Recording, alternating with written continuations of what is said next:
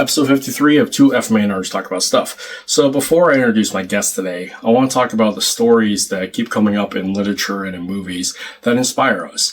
In a very specific sense, the Campbellian call to adventure stories.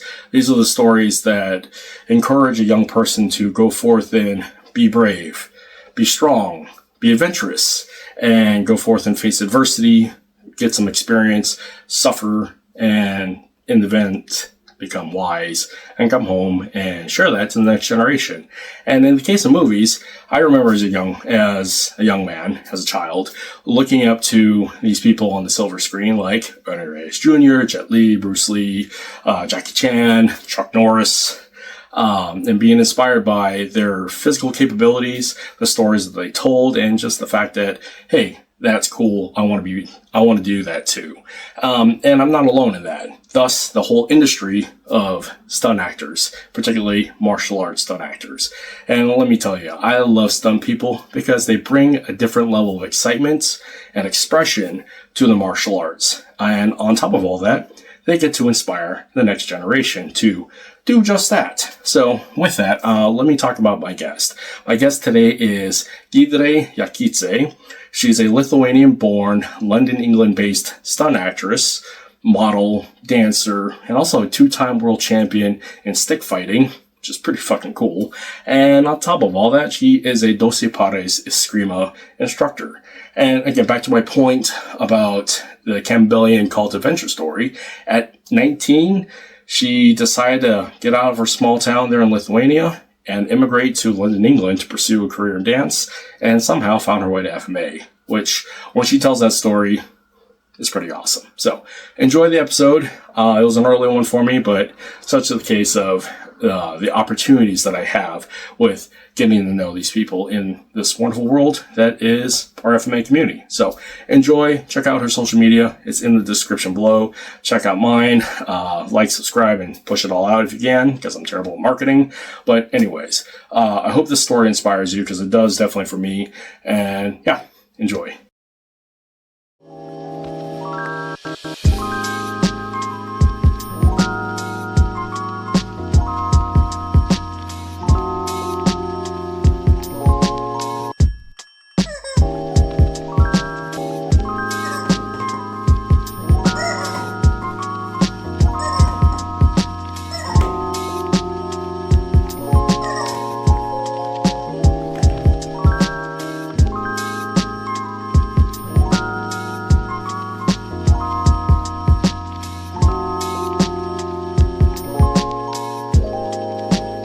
Good morning, or good afternoon on your end.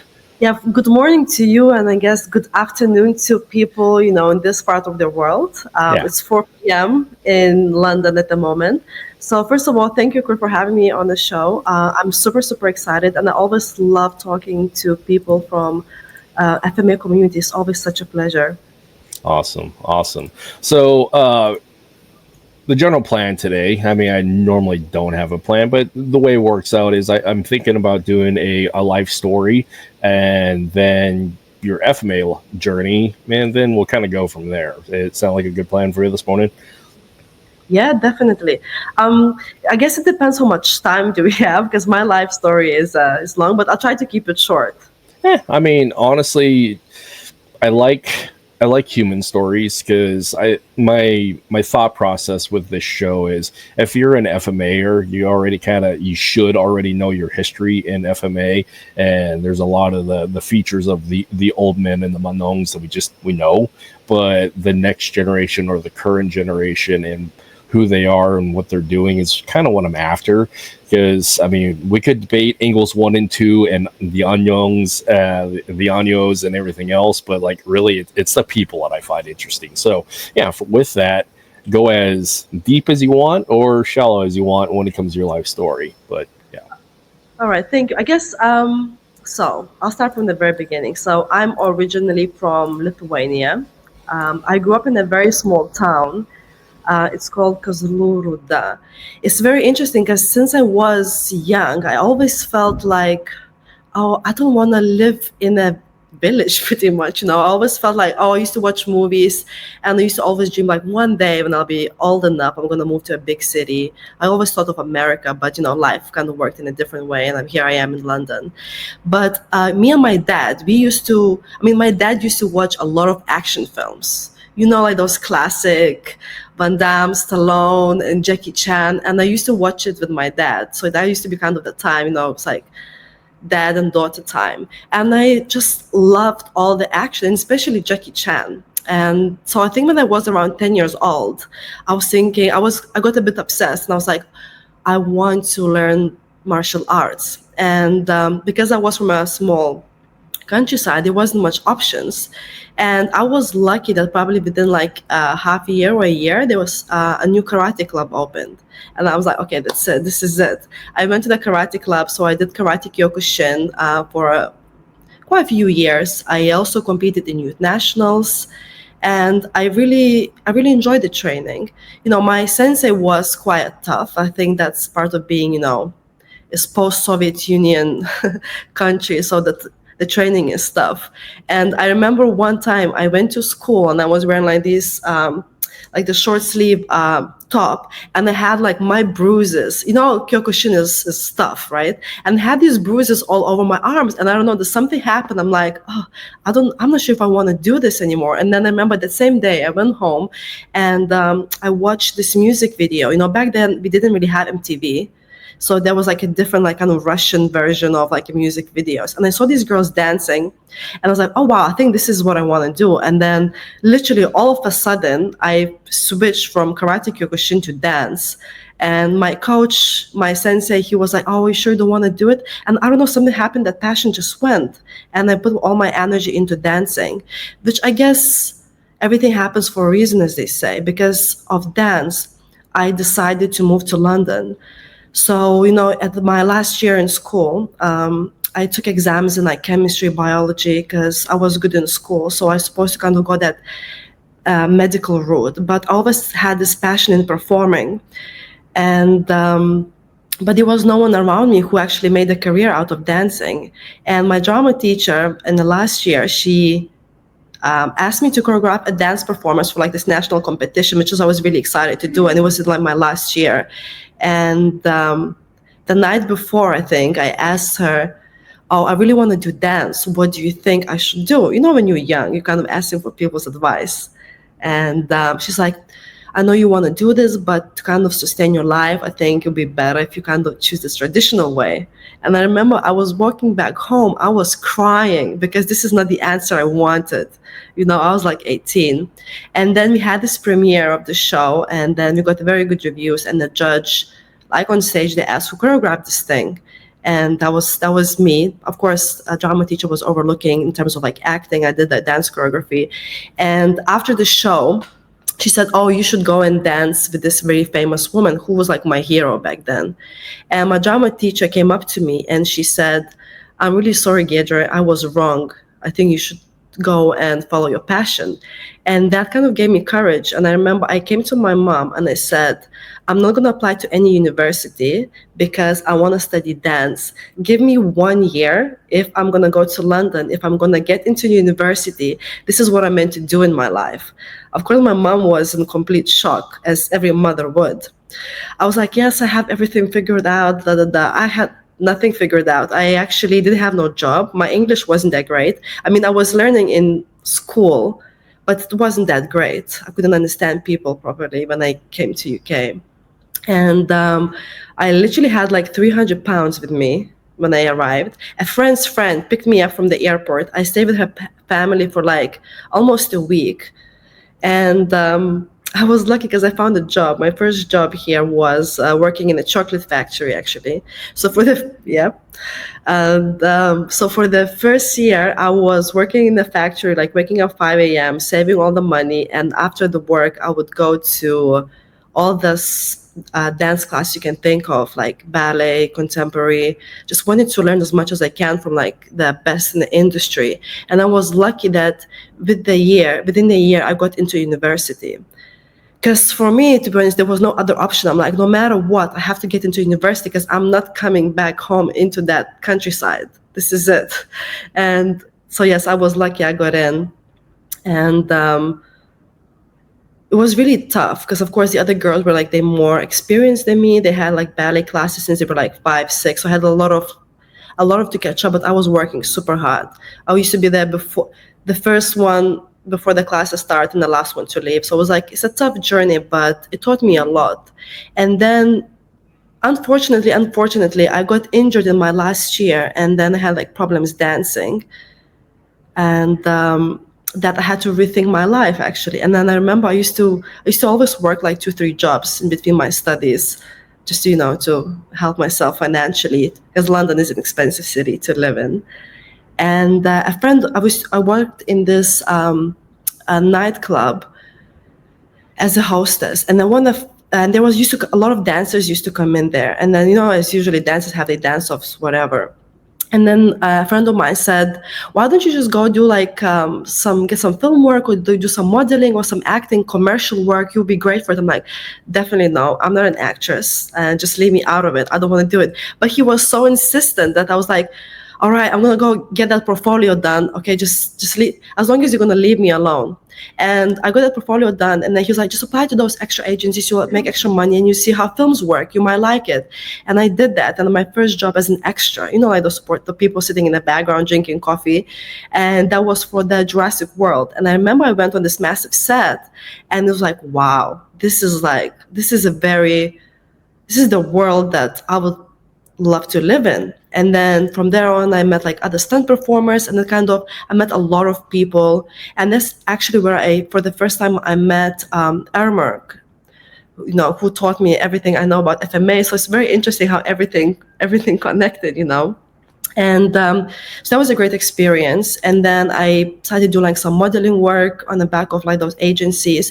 And then I thought, I really want to do martial arts again, because I need that moment. I wasn't dancing anymore, and I was kind of low-key slightly depressed because I was sad. I came here, I sacrificed so much, and I can't do it anymore. And then I started seeking for martial arts. And at the same time, I went to a drama school. And in a drama school, I met Armor again, who does Filipino martial arts. So he was like, just come down if you want to just try some martial arts. And I went in. And and then I started doing Filipino martial arts. I guess, I'm just talking about Filipino martial arts altogether. And I was like, wow, this is extremely difficult. I could not understand what those anyo was, what am I doing. But it was such a good challenge, so I decided to stick around. And because of that, there's some, stunt performers coming to the dojo, and they doing a lot of like indie films, like, oh, what's your height? For all the stunt performers, they're always asking what's your height, etc. Oh, we need like some girls who do martial arts. Would you like to get involved? And I started doing like these very small like stunt performer roles, like action-y bits. And I was like, wow, this is amazing. This is so fun. And literally just like that, one job led to the other. So I wasn't really like thinking, oh, I'm going to hunt, or I'm going to be a stunt performer. It's just like was such a natural flow that from one thing led to the other, and then people started recommending you, or like seeing your video like on Instagram and asking you to come down to the audition. So I almost in a way feel like it was meant to be. I meant to study dance because it brought me here to London, and out of the back of that kind of led me into this film industry. And so I say I get to because it's such a pleasure to get to act, to do action, stunt perform, and all this other business. So I feel very, very grateful and very blessed, knowing where I come from.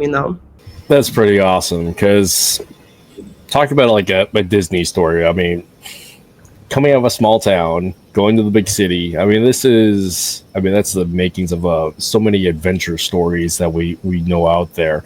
I mean, we talk about the hero's journey in a very specific, like, young man comes off the farm, dreams big, goes on a tremendous adventure. But we forget about the other side of the population with a young woman who wants more in life, and then moves on and has a merry adventure, because it's you had a merry adventure with some mishaps and some growth and all those things. And those kind of stories we keep hearing them in a cyclic rate, but they're powerful and beautiful. And very interesting because, again, we're probably about the same age, 30s, 40s, I would assume. So, in my 30s, yes. Okay, so golden era of martial arts in film was definitely the late 80s and early 90s. We say like the progenitors back in the 70s with Bruce Lee and the OGs of the film industry, but really like where it comes to prominence, where the mass distribution is definitely the early 90s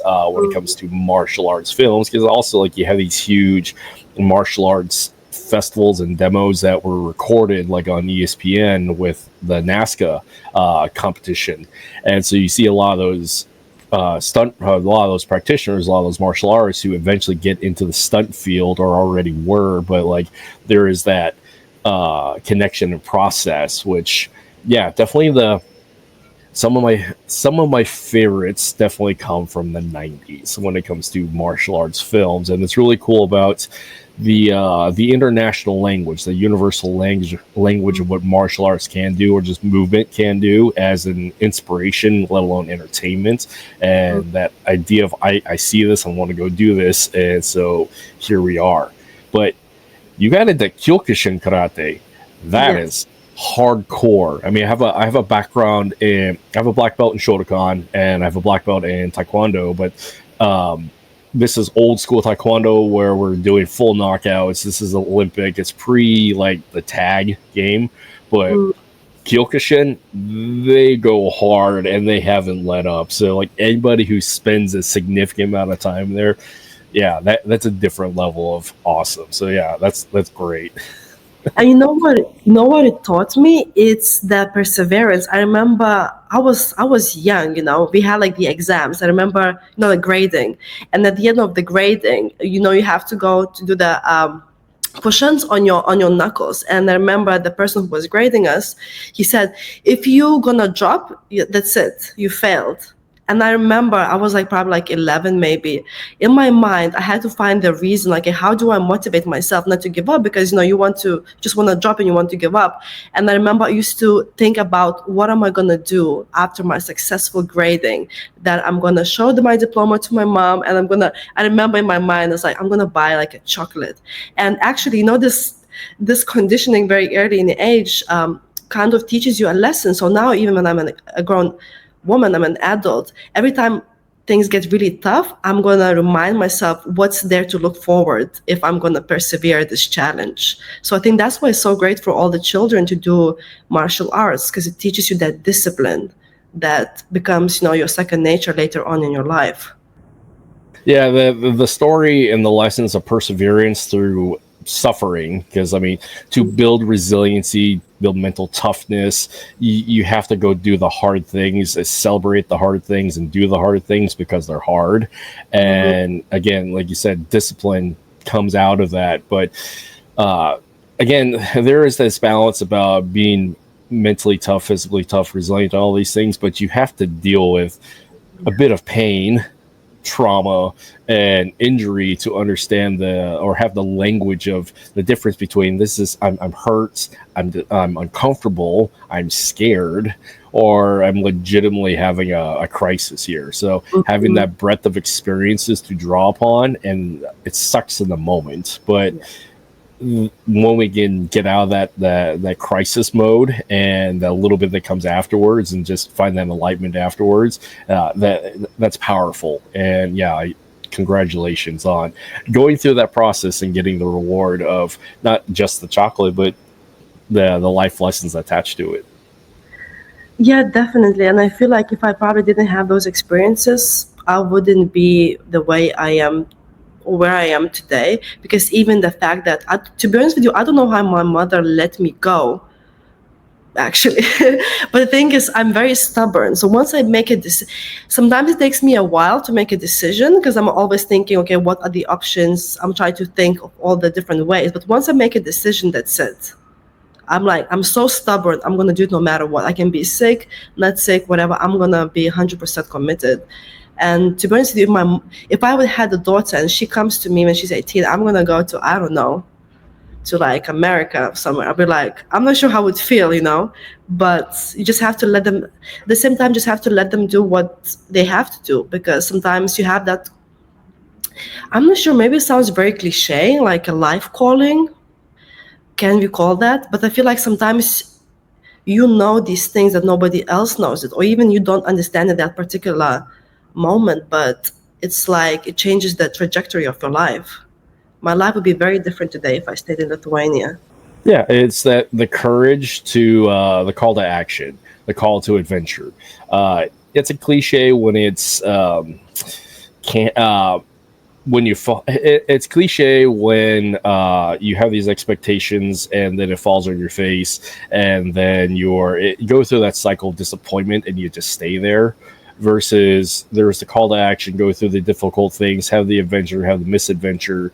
But you come out in the end with incredible depth of experiences, difficult and overall, but there's that growth process and you're celebrating the difficulties. You're doing the things that are hard because they're hard and making your way through. And yeah, it makes you more interesting person in the end. We talk about people with trauma who come out of it in the end. What all of that trauma does is, one, it informs a lot of like what they can do and what they've done, but it also makes them very interesting and unique and have this beautiful tapestry of experiences that is uniquely them. And that's really cool. It's special. It comes out a lot of pain, but in the end, it's pretty powerful. Speaking of which, growing up in a former Soviet state with the ever looming cultural problem, or like the fear and terror of Russia right on your doorstep, especially with their 3-year long war and invasion of Ukraine. My brother was stationed in Germany and spent a lot of time doing the force protection and forward European joint operations in dealing with Russia and that war. And it's interesting about the cultural like connection and trauma, but also like the resiliency of a people who are seeing this again, but also just within living memory, had to go through that process of the fall of the Soviet Union and trying to define themselves afterwards. So can you speak a little bit to that? Yes, and I think when you look at that bigger picture where your country's been like, even, because Lithuania became independent in the 1990s. And when you think about it, for a country that's such a short time of being independent, I definitely kind of have a different compassion for my parents. When you're like growing up and you're a teenager, they were like a tough parents.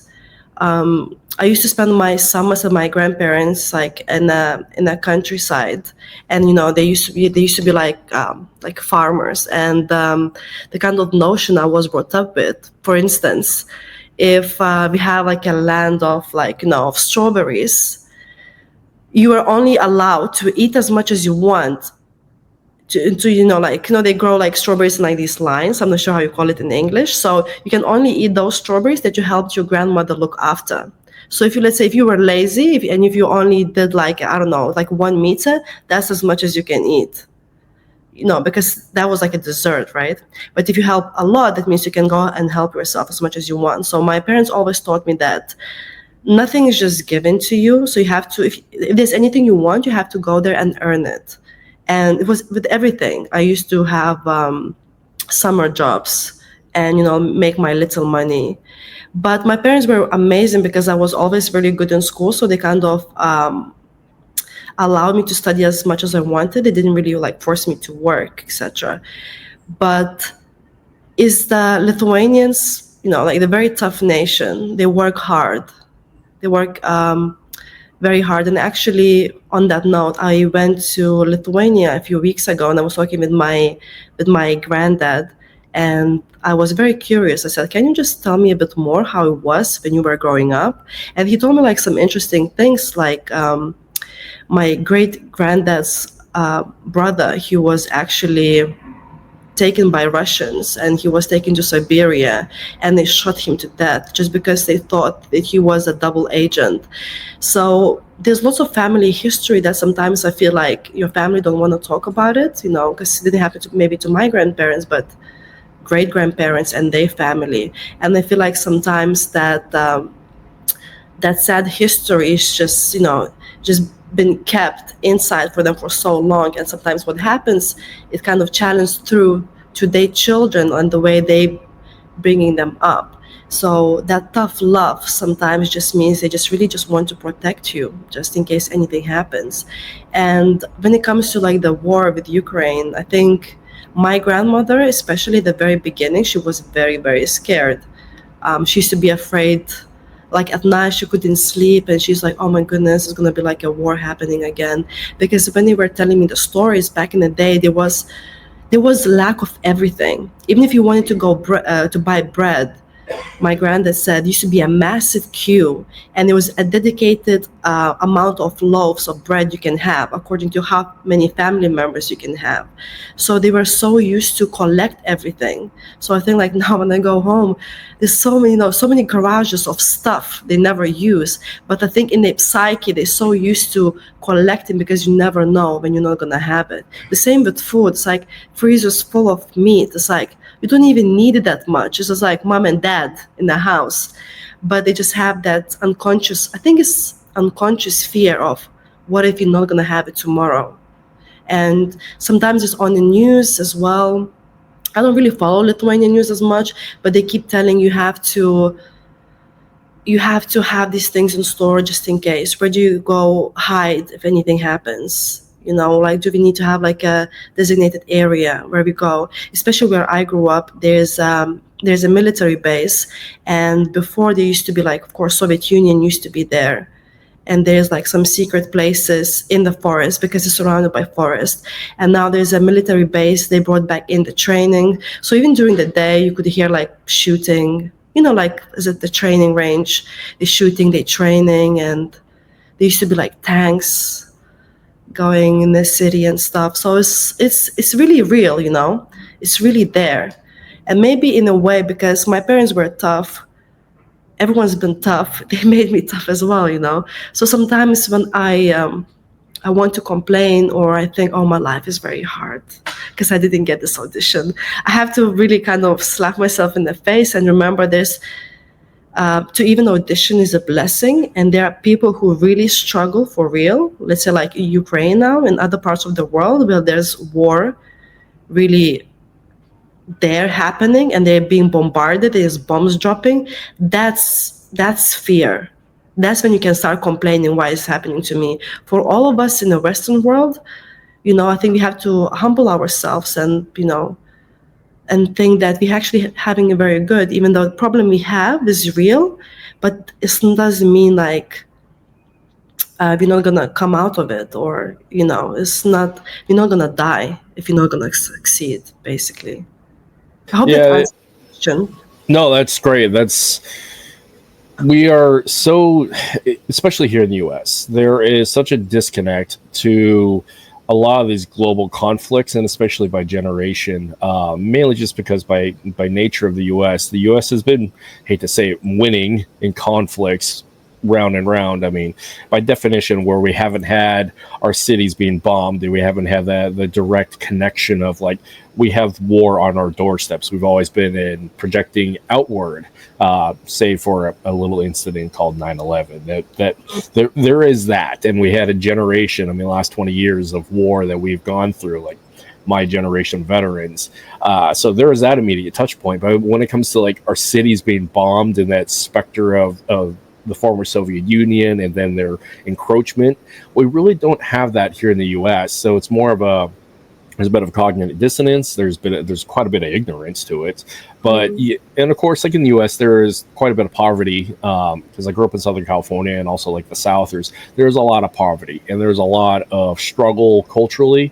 But there's quite a bit of violence in those communities. But when it comes to like urban America or suburban America, like there isn't a lot of that the big specter looming over the people about warfare. So there's just things that they don't think about, like food storage and emergency preparedness. There's more of that coming today because, again, the GWAT veteran community, plus like the things that are looming as ever present in the news. But what's interesting is you touched on about your grandmother hoarding food in that generation.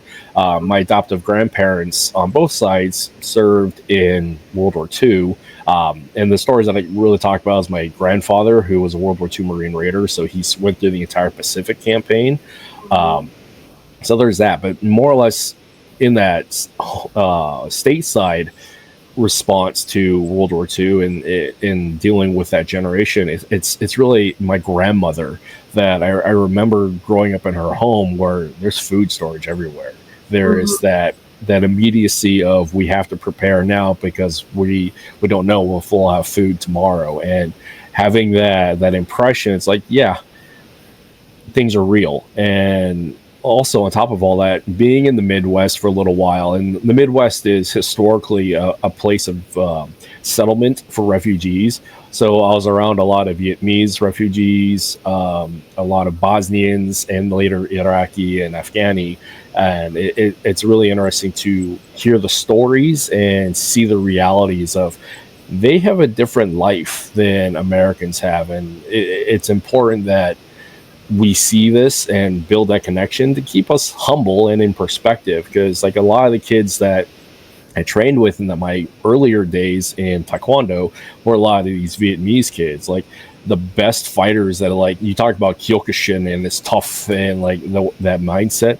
A lot of these Vietnamese kids who fought in the camps and then they immigrated to the US, when training with them, like I have some very distinct memories and bruises and getting beat up in this basement of a Vietnamese church with underneath a dirty roof and a dirty floor with 20 Vietnamese kids, and the walls are just sweating and everybody's bleeding. It's like, yeah, it's a different level of why we train. And yeah, having that as a foundation for growing up there in Europe, I mean, that's powerful. It's important, and it makes us interesting. So yeah, that's cool. Yeah, definitely. And when I say like, "Oh, we having it lucky in the Western world," I would never want to put anyone down and say, "Oh, your problems is not real," because even in London, knife crime is real and it's dangerous. But what I mean that you have to put your life in a perspective sometimes. It's like looking at the painting. If you look at the painting like this, you can only see like two colors. You have to take yourself out to really see the big picture, and then you can actually really appreciate the whole painting. And I think this is the same with our life. That's when they say like traveling is important, because then you get to see other cultures. You get to see and appreciate how people live. The same thing when I went to Philippines. It's like you see how different people live. They say where I grew up, everyone pretty much, because our population is small, our country is small, but there's only like less than 3 million Lithuanians. Pretty much everyone have, their house, their land, and their space. When you go to Philippines, even the countryside, okay, you might not be very wealthy, but you still have your land, you have space to move around. When I went to Philippines, people, like a shanty town. It's like people like, my goodness, and they conditions compared to like Europeans sometimes. We had our challenges in terms of war, but they live in such a small spaces, so many family members, and they're still very happy. They still share the food. They laugh. They go to sing in the karaoke's, and it's like it's amazing. It's like it's just beautiful to see, the resilience they have, and then they're still enjoying their life to the max that they can. I think that's what I mean. So we have to look at that bigger picture. And sometimes our problems, they're not that deep, when you think about it. No, I mean, like, I hope you understand what I mean. It's like, of course, there's illnesses, etc. But overall, we are very lucky. We're very lucky. Yeah, it's really interesting with the human stories of resiliency through shared suffering. And yet, what is more interesting, powerful, and beautiful, even though it comes from brutality, is the fact that having gone through all that, and I talked about this more from war fighting, talking to a lot of veterans and just that community, is you see a lot of young men and women who dealt a lot of death and involved in a lot of violence, and there's a lot of them, obviously they're touched by war, and PTS is and the lasting impression of that is there. But there's also, for what I find with these elite warriors, where you can't question their courage, their bravery, and their sacrifice, like these special operators. What I find with a lot of them, if they're not a sociopath, is that they have an incredible level of empathy because they know the far extreme, and as a result of it, they see the gratitude of every day, every breath, that opportunity, and that gratitude, having gone through such a crucible of life for that amount of time. And so again, that gratefulness back and forth. So, and just the same, people who grew up in poverty, there's a poem, and I'm going to butcher it, but basically it's, I didn't know that I was poor until you told me. I didn't know I was oppressed until you said so. That kind of mentality. And it's more of an indigenous poem, but it's still, the fact is, like, they're happy because that's what they know. And on top of all that, people are happy and content because they have all those things, from stability, not necessarily money, food, etc., but they have the stability of a people, their family, a strong sense of self and community.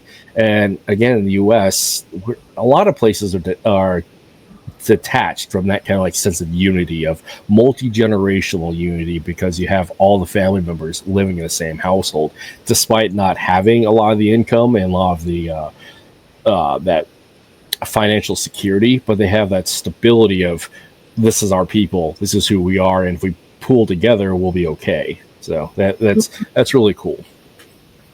No, definitely. And I I really like what you said about training with those Vietnamese boys Taekwondo. They were like the toughest one, isn't it? Because they know how to persevere through when it's uncomfortable. And the only way to become better is to push yourself through that uncomfortable space.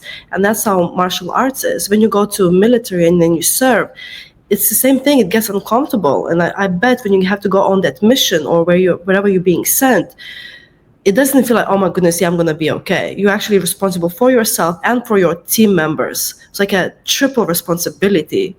So I think it's just wanted to add to that. This kind of brings back to the Filipino martial arts. That's the only way to become better version of yourself. Not like, become the greatest, just become a better version of yourself. Yeah, totally.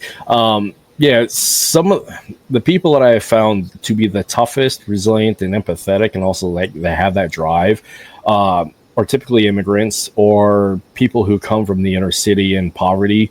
Especially like when I was fighting in boxing, Muay Thai, like the inner city kids, like that culture of like, this is the way that we get off the block. This is the way we get away from gang banging. So they're in the gym, putting it in hard, and that being in that culture, especially that martial arts culture, it sets a different tonality when it comes to the reasons why you're there and versus the reasons why they are there. And again, being a former gangbanger, it's like I get that, and again, translating those reasons why to privileged urbanites, it's hard, but it's important to do, and it brings a different energy. So with that, diving back into your history, because you have a dance background, how did the preamble there of growing up there in Lithuania in a small town and with the specter of recent history, how did that translate with the way that you dealt with dance compared to others? Because like you said, you're competing against men and women who in the dance community that have been doing this since they're really small, but you're hungry, you're going after it, and plus you have this wealth of experience to draw from as to the reasons why you are there. I think what it was, I wasn't willing to give up. So let's say I wasn't good at ballet because I studied contemporary dance. I wasn't good at ballet, but that was important. It was part of the grading. So what I used to do, so let's say our ballet class was at 9 a.m. And at that moment, I remember that second year, I think, or even first year, I lived like 2 hours away from my university. Because obviously the further you live, the cheaper it is, right? And so I used to wake up at 5 a.m. in the morning, just travel there, get there for like 7:30. And I used to do extra hours of ballet before actual ballet kicks in. And then, save up some money. I hired a ballet teacher. just to teach me private lessons. And that was the only way I excelled.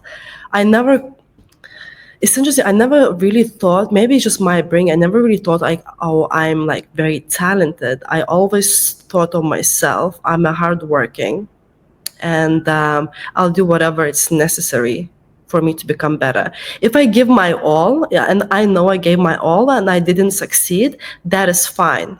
At least I can go sleep at night and rest assured I did everything I can. I think what unsettles me sometimes is when you want something, but you're not really giving your 100%.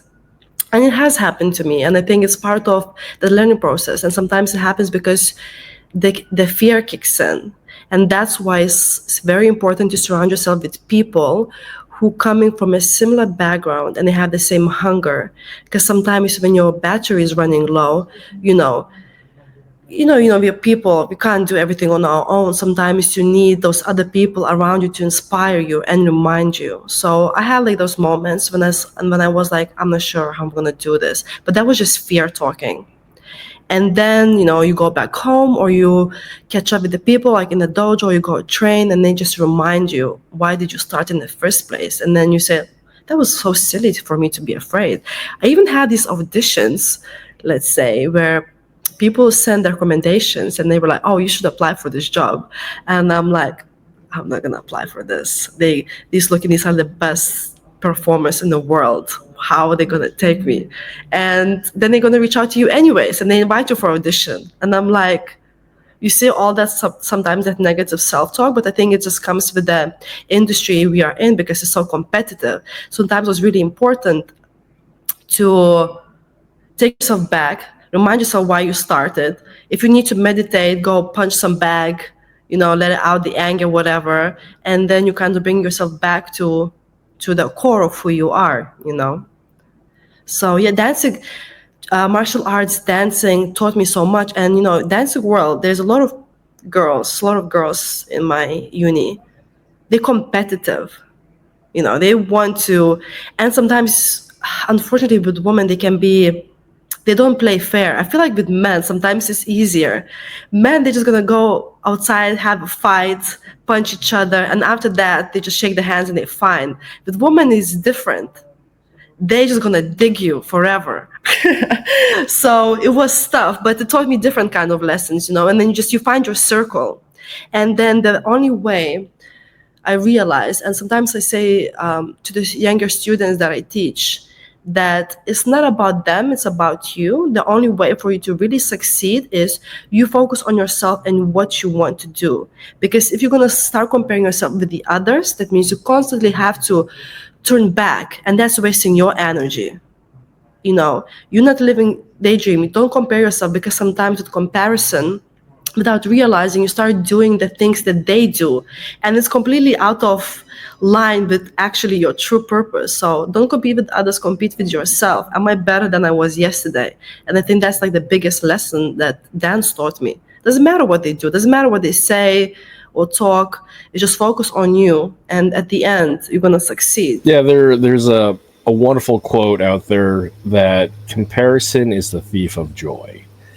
And so, because it robs you of the present, because you're too busy looking outward at other people or looking side by side. When the fact is, you have to be present in your own body and remember what your reasons why, based upon where you came from, and on top of all that, where you're trying to go. And we talk about this constantly about dealing with generational trauma and going through trauma recovery. Of if you're stuck in the past and you keep going back to the past, you're robbed of the future, and you're also robbed of the great opportunity of what is around you and moving forward. Again, rearview mirror, small thing.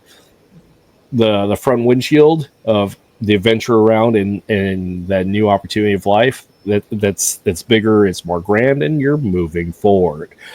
So yeah, that's really cool. And also, like with a little bit of dance, running joke is that if you can't dance, you can't fight. But clearly, there's athletes who can fight. But what I have found with martial artists who come in later in life to the martial arts, and if they have a background in dance, like that kinesthetic awareness and that body control and that in rhythm, that's a big one.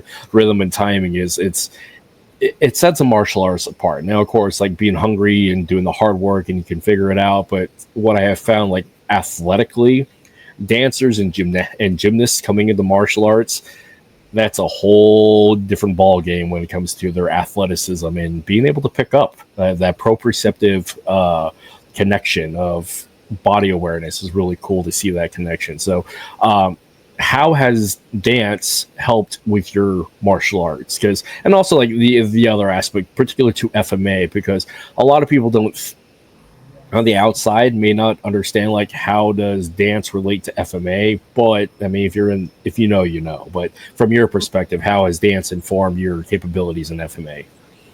So, because I studied contemporary dance, so let's say if you had a dance routine, you perform everything on like a right side, and then you perform things on the left side. So you have to relearn the choreography. And I found that it really helped me with FMA, because with FMA, whatever you do with the right, you have to be able to perform with your left. And that helped me to, I'm not saying that was easy, but it was easier to understand that yourself in a space and how to complete the annual, the form, with your left hand, and don't get lost in a space. So that was very helpful. I think the rhythm, like you said, there's a timing. There's, certain like sensitivity drills that you do in FMA, or the drills for like speed. You need the rhythm, otherwise you can't perform it with your partner, because sometimes people become very stiff, because you just become like, because Kyokushin is very tough. It's a different kind of motion. So I think it helped me with that, or just me performing. This is actually, the video was, I think, a few years back.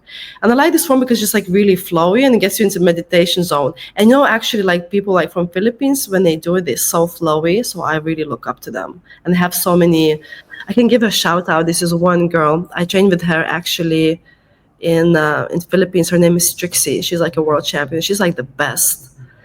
She's like she's like my hero. She's so wonderful. And I was so happy when she agreed to teach me. That's and awesome. what else? I think what else dance helped me? It's just it comes with flexibility. As a dancer, you're flexible. So let's say there's FMA, this empty hand technique. So I think it helps with that. So you don't feel stiff, and now people can put you in a locks. It doesn't break you straight away. I guess these things. Yeah, that's awesome. Yeah, I mean, there was that UCLA study with cognitive Kali. I think I forget the gentleman's name who did it. They did a TED talk about it. How people who study FMA at the beginning, because the complexity of the bilateral symmetry that's involved in, say, Sinawali, and on top of all that, you're dealing with different level changes. Plus, you have on the other side, you have complex independent limb tasking, so that's making your brain really work, especially cross hemispheric. And again, the studies prove that because it's complex in the beginning, they have a higher opportunity to pick up movement thereafter, because they're engaging with the entirety of their body rather than just the static, where you have start and then stop motion, and then stop motion. And with dance, I mean, you have that consistent, like, you're going through various movements at different ranges, different rates of speed, tempo, and timing, and all those things. It's especially when you're working with partners, because a little known fact is with my own history is I was a ballroom dance instructor for a little while. I really wonder also, just as a thing, but like if I had stayed in that career field, how my life would have changed. But anyways, yeah, being a Latin ballroom dancer and working in the complexity of spins and turns and all that, like, that put a real tax on one's brain, but it also definitely applied to like doing partner work, and especially dealing with rhythm and timing of, for one, like dealing with fighters and being in the ring, in the cage. Like, you can gauge distance, you can gauge time, and you're just overall aware of like where you're at in the space and where they're at in that space, and also not relying on just staring at your feet. So that's a cool part about dance. Yeah, actually, the fact that the distance between the partner is actually sometimes so undervalued, but it's extremely important. And sometimes, I'm like always wonder, sometimes it takes a bit of longer for some people to understand the distancing in the partner work. But I think, it's just amazing. That's why people join the FMA. You don't join there because you're already great. You join there because you're there. You want to learn there. And I feel like later on in life, and you're gonna be, grandmas and granddads, I think it's also gonna pay off, because I believe our mobility will be different, and then we can hopefully, if you're lucky to grow to the older age, you're gonna be more mobile and be able to enjoy the life more. Yeah, the cool part about FMA is, there is the critique of it's an old man's art, because you're not doing the jumpy, kicky, spinny stuff, say, like with XMA, of like Taekwondo, these things that are very taxing on the body, especially on your joints, and the impact of jumping in the air and then landing. There is that aspect of it. And on top of all of the lack of the head trauma as a result of combat sports, there is that aspect where FMA has that longevity. Yeah, you'll get a boo-boo here and there, getting smacked and cracked with a stick, and get maybe a broken hand or something, especially with lesson 1, angle 1 meets angle 1. But the longevity of what FMA has on the frame and also the brain is quite interesting and unique. And also, if somebody starts with FMA and then moves forward, I find, and there's a lot of argument that an individual who starts with FMA and just continues forward with that, and as the primary progression, like, they have an adaptability that's unique, unlike somebody who starts in say like karate or Shotokan, these very static martial arts that are incredibly dynamic, but still very static in their movement. There's a bit of like that physical awareness that's missed because they're not dealing with a constant change in rhythm and spacing and timing and the level changes, plus the complexity of you got sticks, they got sticks, you're trying not to get hit in the face, and et cetera, et cetera. And speaking of FMA, and again, this is the FMA show, and we're about an hour into it, but we really haven't talked about your lineage of FMA. So can we let's backtrack and talk about your FMA journey and where you're going with it. So like I mentioned before, I started here in London with Ermor Alexander, which is a 6th Dan black belt in Eskrima Doce Pares. And Ermor was taught by Supreme Grandmaster Dionisio Cagnete himself. And unfortunately, he passed away not long ago. So I never really got to see him himself.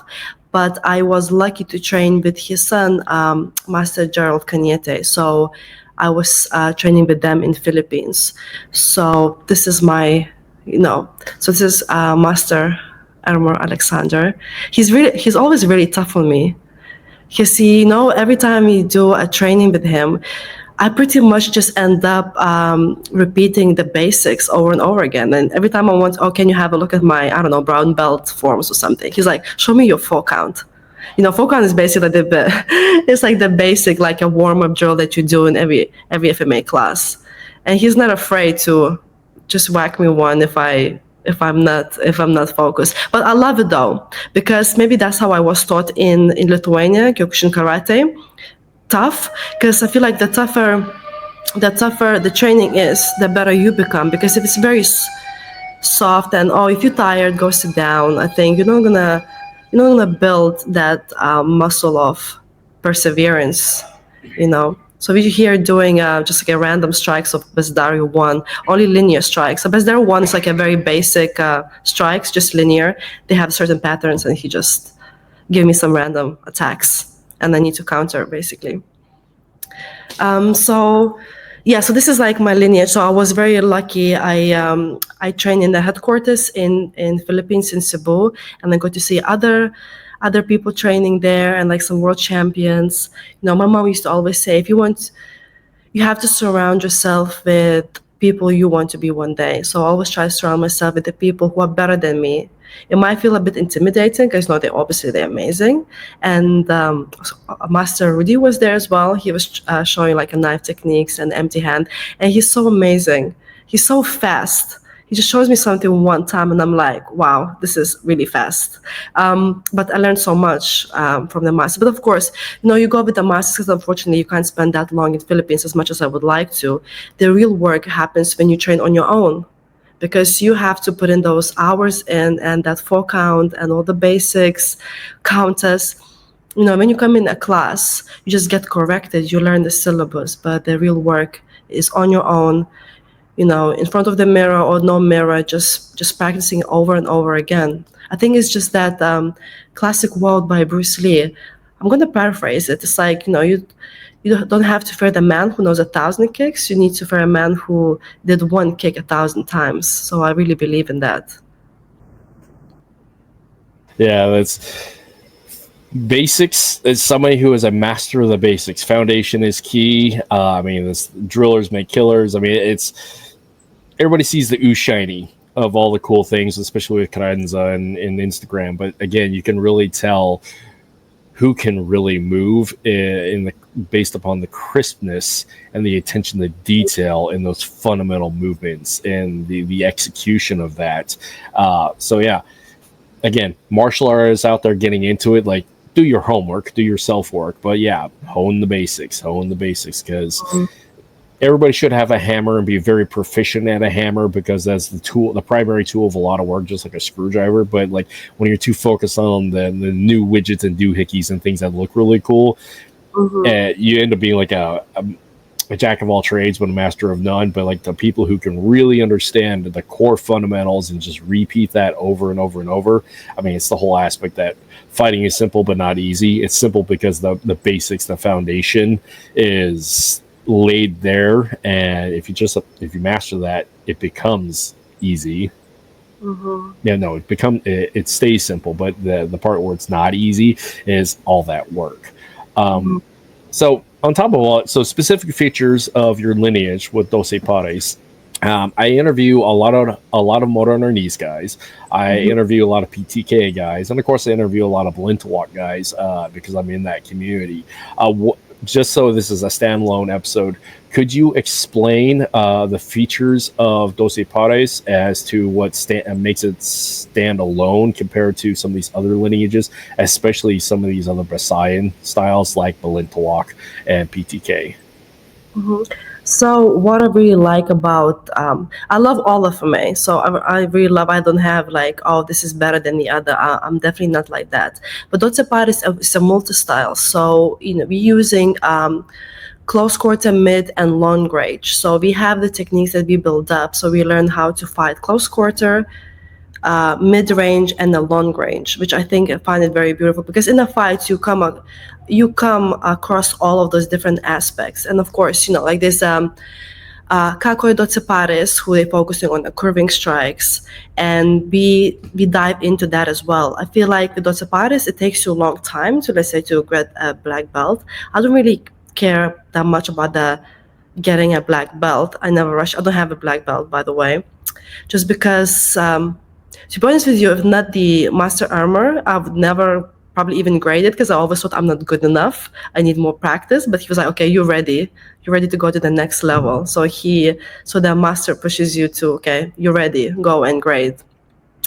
So it's a multi-style, and then we learning at first, what I really like about it, we learning the mid-range, the linear strikes. Then once we kind of understand the linear strikes, we're adding the curving strikes. So I really love the lesson plan, how the Doce Pares introduces you, so it doesn't become overwhelming. And we don't always stay on a close quarter. That's why I guess it's called multi-style. So different styles come into the one, and then we try to create the warrior, who is capable to adapt to anyone and anything that will be thrown at them. That's how I personally understand the Doce Pares. Oh, that's cool.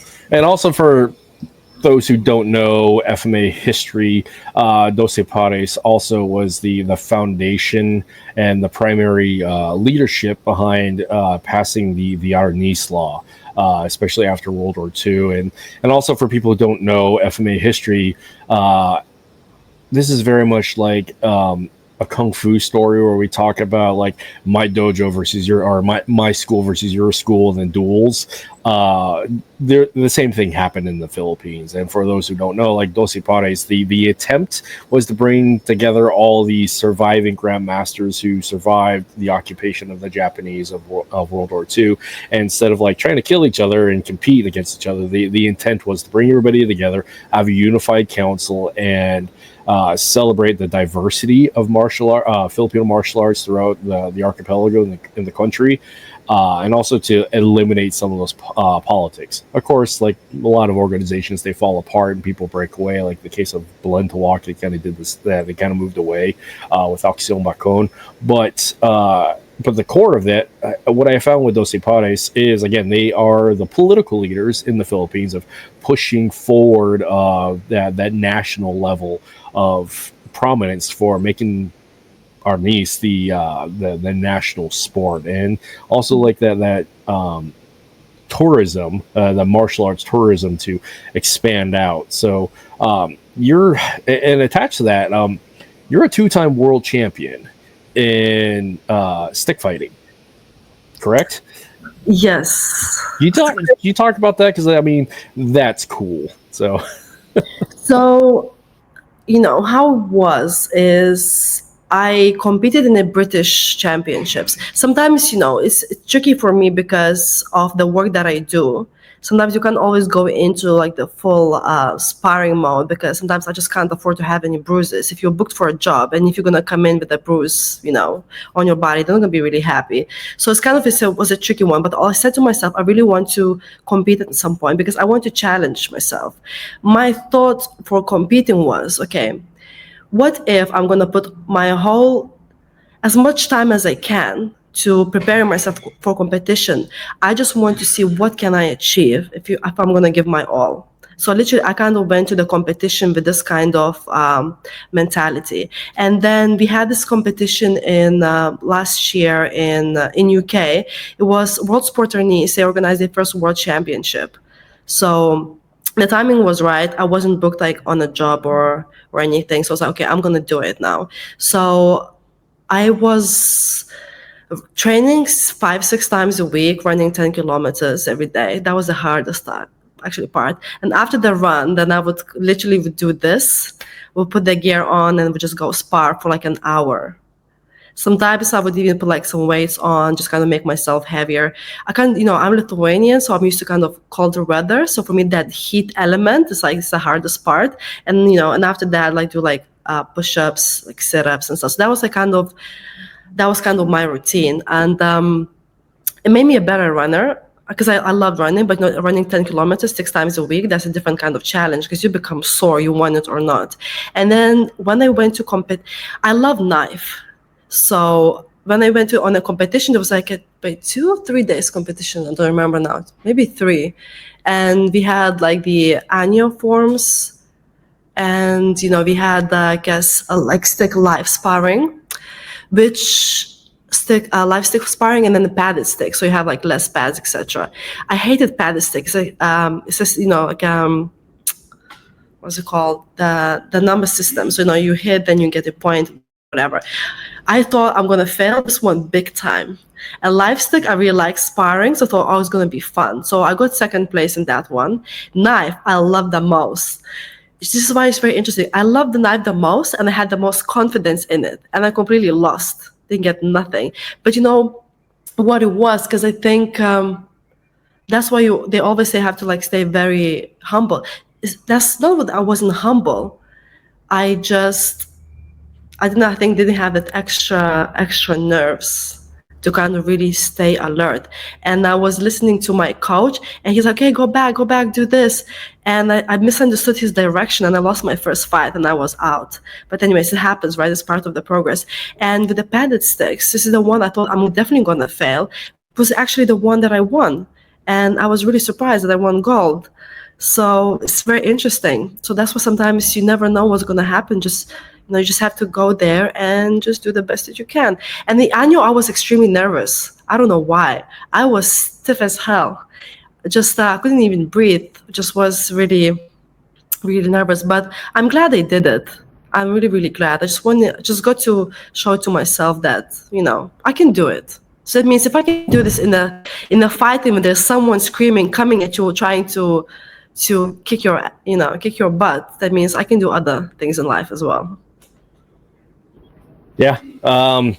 Fighting is definitely one way to make oneself humble, because the mat doesn't lie, the cage doesn't lie, and also helps put in that perspective again, resiliency and confidence through capability, having done the hard thing. Because if you're killing yourself in the gym, I mean, I train jujitsu quite heavily, and again, I'm dealing with, I'm getting strangled and choked out all the time, getting put in these weird positions, and that constant grinding out and dealing with that shared suffering, but also just getting beat up.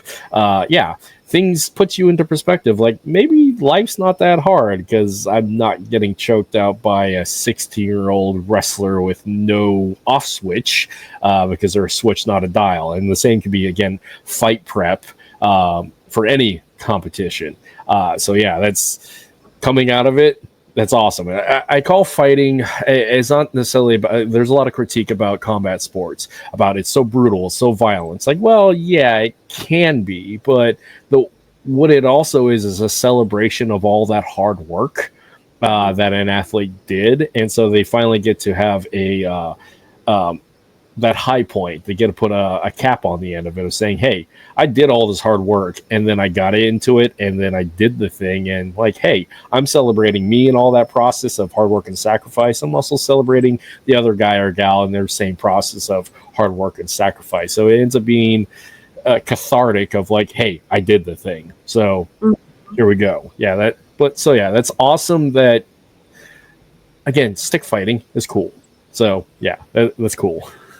And unless you did a stick fighting, even you wearing like those gloves, that pain, if someone hits your hand with a stick, you feel it. It doesn't matter how much pads you have, sometimes it still goes through. So I feel like everyone should give it a try, and then you really understand what you're talking about. And when you're having that helmet, it's like when you're getting hit with a stick, it's like you're inside the bucket, and it's like your head is, you can feel that. It's a different kind of weird pain sensation. So everyone should try it. I think it's great. You're gonna get less injury than, say, maybe boxing, so that's a plus, I guess, isn't it?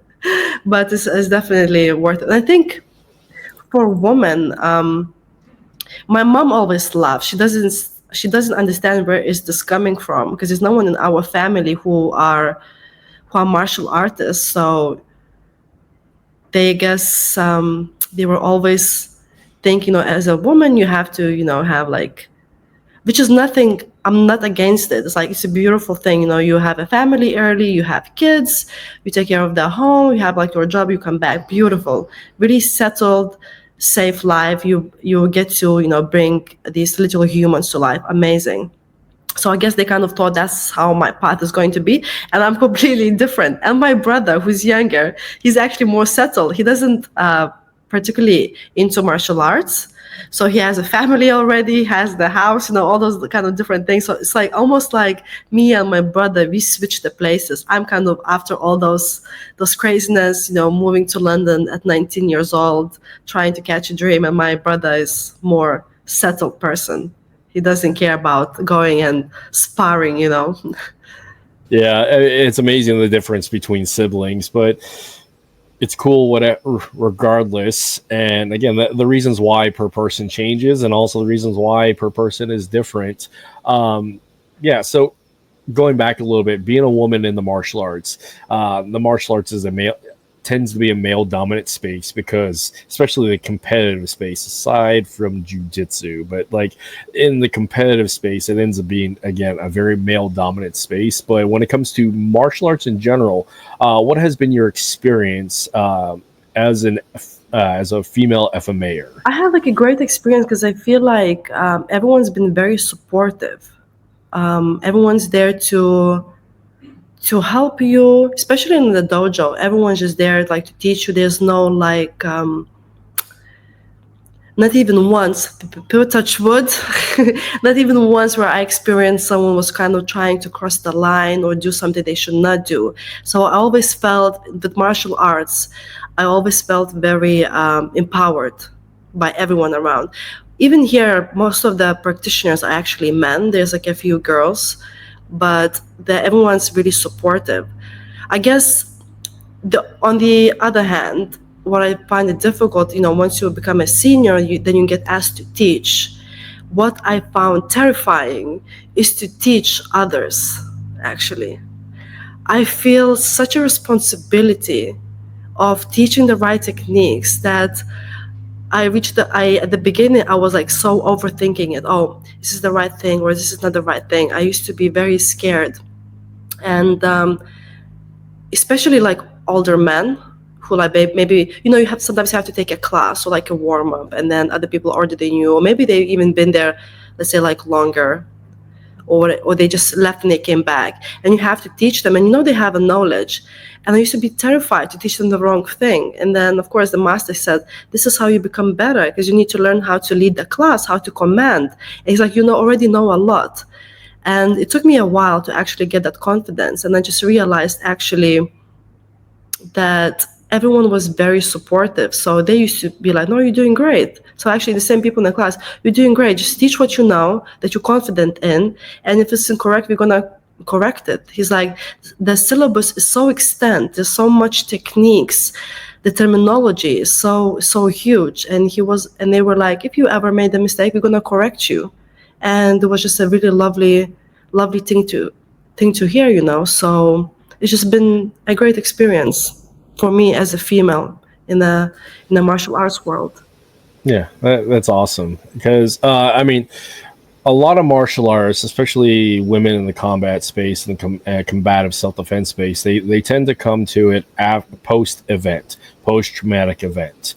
And so working through that process is very difficult for everybody else because you're dealing with that trauma-informed training. But going into martial arts without that kind of trauma is unique and interesting. And so it sounds like, and again, with what we've talked about today, it's been that inspiration of becoming better, becoming a martial artist, rising to the occasion, the adventure, and being free of a lot of that self-defense, personal protection reasons why to get into it. So, and again, this is why I say stunt performers are actually some of my favorite people to talk to in martial arts, because they have that excitement, that exuberance, that celebration of martial arts for martial arts' sake, and they don't have the reasons why is because they have to do it because of combat related stuff or combat profession of arms or combat sports, because they get to do this and be performative and get to celebrate like all the cool stuff that martial arts can provide and also demonstrate to the world. So yeah, congratulations on that. Oh, thank you. And I think the FMA really helped me in terms of action performing, because, I did dance and I did FMA. That means when I go to the audition, I can actually pick up the choreography much faster. Or, for me, because you constantly train to do these different things and they're not staccato. So when you have to go perform, I feel like it was just so much easier. So I'm very grateful actually for that. Because I know sometimes people struggle with remembering the choreography, and martial artists, they're brilliant martial artists, but sometimes it can be a bit more challenging for them to remember certain choreographies. So it's just some behind the scenes. I just love performing, and you know what it is? I love independent films. Yeah, independent films are really fun to watch because you have because they're tend to be low budget. There is that energy of the stunt performers and the actors, just anybody involved with the project, of they have to get this, but they also get to do this. So I have a lot of the freedom of just doing the cool thing without like big budget oversight from a production company or so yeah, it's really cool to see them explore and express, because I have like Brian Sloyer. He's a Balintawak FQI based out of LA. They do a lot of small little snippets in independent films, and you get to see like they get to do some things that are just may not be picked up on a big stage, but they get to have fun. And that's really the thing that I find with the performative side of FMA, especially getting into the stunt world, is you guys just get to have fun. You get to dress up, you get to play with the swords and the sticks, and and then there isn't that impetus of you have to do this because you're preparing for a fight. You have to do this because you have to fight tonight because you're law enforcement, military, etc. You get to do this and you get to do all the cool things for just the purity of this is fun. So yeah, that's awesome. I know the fact that you get to call this your work. I mean, like my parents, even now, they don't really understand when I say, "Oh, I'm going to work." For them, that you actually go and when you have to do previs, let's say, and they get paid for like rehearsals, etc. For them, it's hard to understand how are you getting paid for this. It's like, how is this? How are you making a living out of it? But that's why I'm that's why I say I'm very blessed. Independent films, it's like when you go on big set, there's so many moving elements. So as a stunt performer, especially if you're like on a daily rate, on just dailies, you come in, you're very small fish in the whole big picture. You're just doing what you're told. When you go to independent films, it's more collaborative. It's almost like the group of people coming together. Okay, what can we bring to the table? How can we make this look better, even though the money is very limited? And I really like that creative process. It's just amazing. Get everyone together, such a teamwork. Okay, what can we do? What can you do? What do you do best? Okay, what do we know? Let's put it in a pot and try to make a choreography. With indie films, very often it's such a limited time. You maybe sometimes you don't even have time. You might go on set and you have to do a different choreography just because everything's changed. Maybe location is different. So it's just brilliant. This one, we did everything, the whole short film in one day. Craziness. One day. With the fighting, with the dialogues, everything. So, that's cool. So a lot of people don't know that, because big films, you shoot them for like long time. And even the fights, you should take a fight in itself to shoot for like a few days. And we did in a couple of hours, actually. So just like wonder. Well, that's cool because I mean, it seems like that was very just spur of the moment. What's the word? Improv, but there's improv and then there's improv, and that seems to be the latter of the two with that particular project. And like I was saying with performative side of being a stunt actor, I mean, a lot of martial artists, and this is like the process I'm going with my own son, and this is very cathartic and healing of the inner child kind of thing. But like a lot of young men and some young women, they're in the backyard picking up a stick, and every stick is a sword, and they're slaying dragons and playing make believe and doing and living to be these wanting to be these characters. And then at some point, they're told to put the stick down and stop make believing, stop using that imagination, and get stuck in the everyday life of you. This is your life. And they tend to not come back to that. But with children, we tend to be able to come back to that, pick up the stick and pretend it's a sword and heal all that. But also as a martial artist, you get to do that every day, especially as a weapons-based martial artist. And then leading into a stunt actor, like you're literally getting paid to do that. Versus like a combat sports athlete, like you're a professional punching bag. So there is that wear and tear. But as a stunt actor, you guys get to do all the cool things that inspiration being on the movies and in the TV shows. Because I remember back in the 90s with the Star Wars prequels, like there was a general call for martial artists, especially youth martial artists. So like I did a demo tape, didn't go anywhere. And also the Power Rangers, I did a demo tape, didn't go anywhere. But like the idea, like that divergent path, like I could have had a different life and far less injuries if I had gone that way. So yeah, that's cool when people get to follow that path. And it's also just really cool for us to watch because, yeah, it's fun. No, definitely. And it's like, they say everything happens for a reason, and you never know what's going to happen in like another 5 years, as long as you do the best you can in the moment. If you follow your passion, once again, sounds such a cliche, you have to follow your passion. I think if you're just working like a job, where you kind of, you go to work 9 to 5 and you don't have any hobbies outside of your work, I think this is what slowly kind of kills your spirit. So everybody should have something, a sport, a hobby that they get to move. And I feel like what I find with martial arts, you get to move, you get to learn all these different things, and also you're learning self-defense. So, I love performing and do those things, but it also comes with with the benefits of self-defense.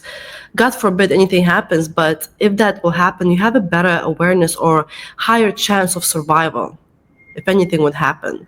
And I think that's why it's so important to all men and women equally, but especially women, because we naturally weaker than men if you don't, let's say, if you don't train. It's just the strengths. Some, of course, if you like 5'7", man comes like 6'3" or something, you have to, in those kind of moments, you have to think, okay, what advantages you have, how can you escape?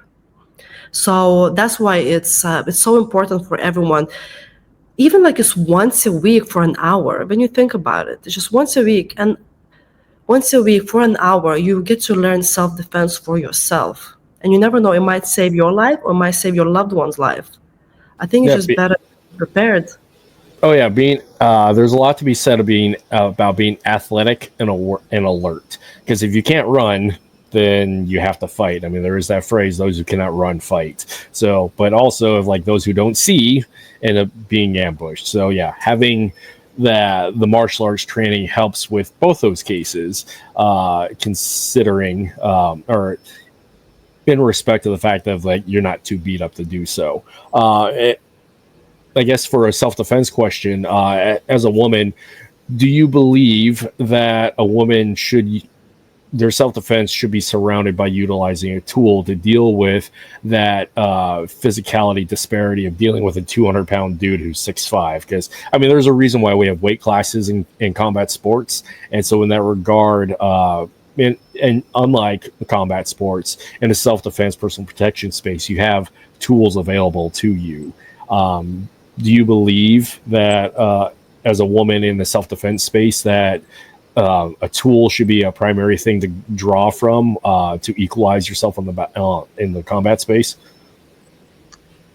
I don't know, maybe if you ask me these questions like 5 years down the line, I might have a different opinion. But at this particular moment, I feel like I personally always have something with me that might be like very small, like nail file in that, like keys. Because even when you, let's say, spar or you try to do like the locks with someone who's way bigger than you, way stronger, and he's training in martial arts, I struggle to put the lock on them. Because they're physically very strong. So I need to sometimes, even as a woman, to adapt certain techniques. Okay, maybe my footing, how much I turn around, just to kind of get him off balance. And I always think that, imagine this kind of man, God forbid, comes with intention of harming you. So he's already it's premeditated. He already kind of thought of things. How will I be able, just with a mere physical strength, to even put him on lock? I don't know, because maybe other females have different opinion, and I totally respect that. But I feel like like especially like on the street or like when you have to survive for your life, I would just use something like a nail file or like a hair clip. I always have something in my pocket when I walk around, because if anything happens, at least you can actually, if you go for like, I don't know, for the arm or something, it's gonna hurt. At least you have that mere millisecond to try and run away from them. That's how I see it. Because in reality, you never know how will you react in those kind of moments. So let's say you're going from work, tired, and that kind of situation happens. You don't know how your body reacts. We can always say like, oh yeah, I will apply the Huber gel, I'm gonna go into the lock, but you don't know. unless you've been in the military, you went, you served, you actually kind of had those encounters, then you can maybe talk a bit more. But I haven't done it. I only went to like military camps, but that's definitely not the same. So I always think, okay, if I have something on me, at least I have a higher chance of protecting myself. So I always say to the girls, like, nail file. It's not like you're carrying the knife around. Like a nail file is sharp, is pointy. Keys, like, I don't know, like a ring or something, with a bit of, there's different ways that you can actually be creative. So you're not really causing harm to anyone, any civilians, I guess that's a right word to say. But if that happens, you can protect yourself. And one of the things, you always try to look what's around you, and I don't know, just see what could you, like the newspaper, you just kind of, on a tube late at night, you kind of see what's around you, and see, okay, with the worst case scenario, if you have a bag, you can just block with a bag or something. So the kind of martial arts really changed that mindset okay, how could I protect myself? The heel, you can just take the heel off, like the stiletto. That you can turn that into a weapon. That's why I feel like FMA is very cool, because you can turn any everyday subject into a weapon, which I feel like other martial arts might not necessarily do that. They teach you to teach your body in a different kind of way to protect yourself. But if I fight against a female, then yes, against a man, it's a tricky thing, to be honest. Yeah, I mean, it's a tricky thing as a man as well, because again, I referenced the scary ass wrestlers, that basically that 16-year-old young man who's all testosterone, athleticism, and no off switch. So even with 30 plus years in the martial arts and all the things, like, that's a lot for me to deal with. So in dealing with the weight the weight disparity, like, from a woman's perspective, that must add another level of difficulty. And like, talking about extra tools, I mean, historically the hairpin has been one as well, as a different option, because again, this is also the interesting, dealing with the cultural differences of one living in England versus in the US, because the US is it's a strong firearms culture. So a lot of people just refer back to my usage of a firearm. I mean, the whole thing of I got a gun, therefore I'm safe. That's a whole other bird trail and a whole other set of lies. But there in London, I mean, there's a lot of knife crime, and Yes.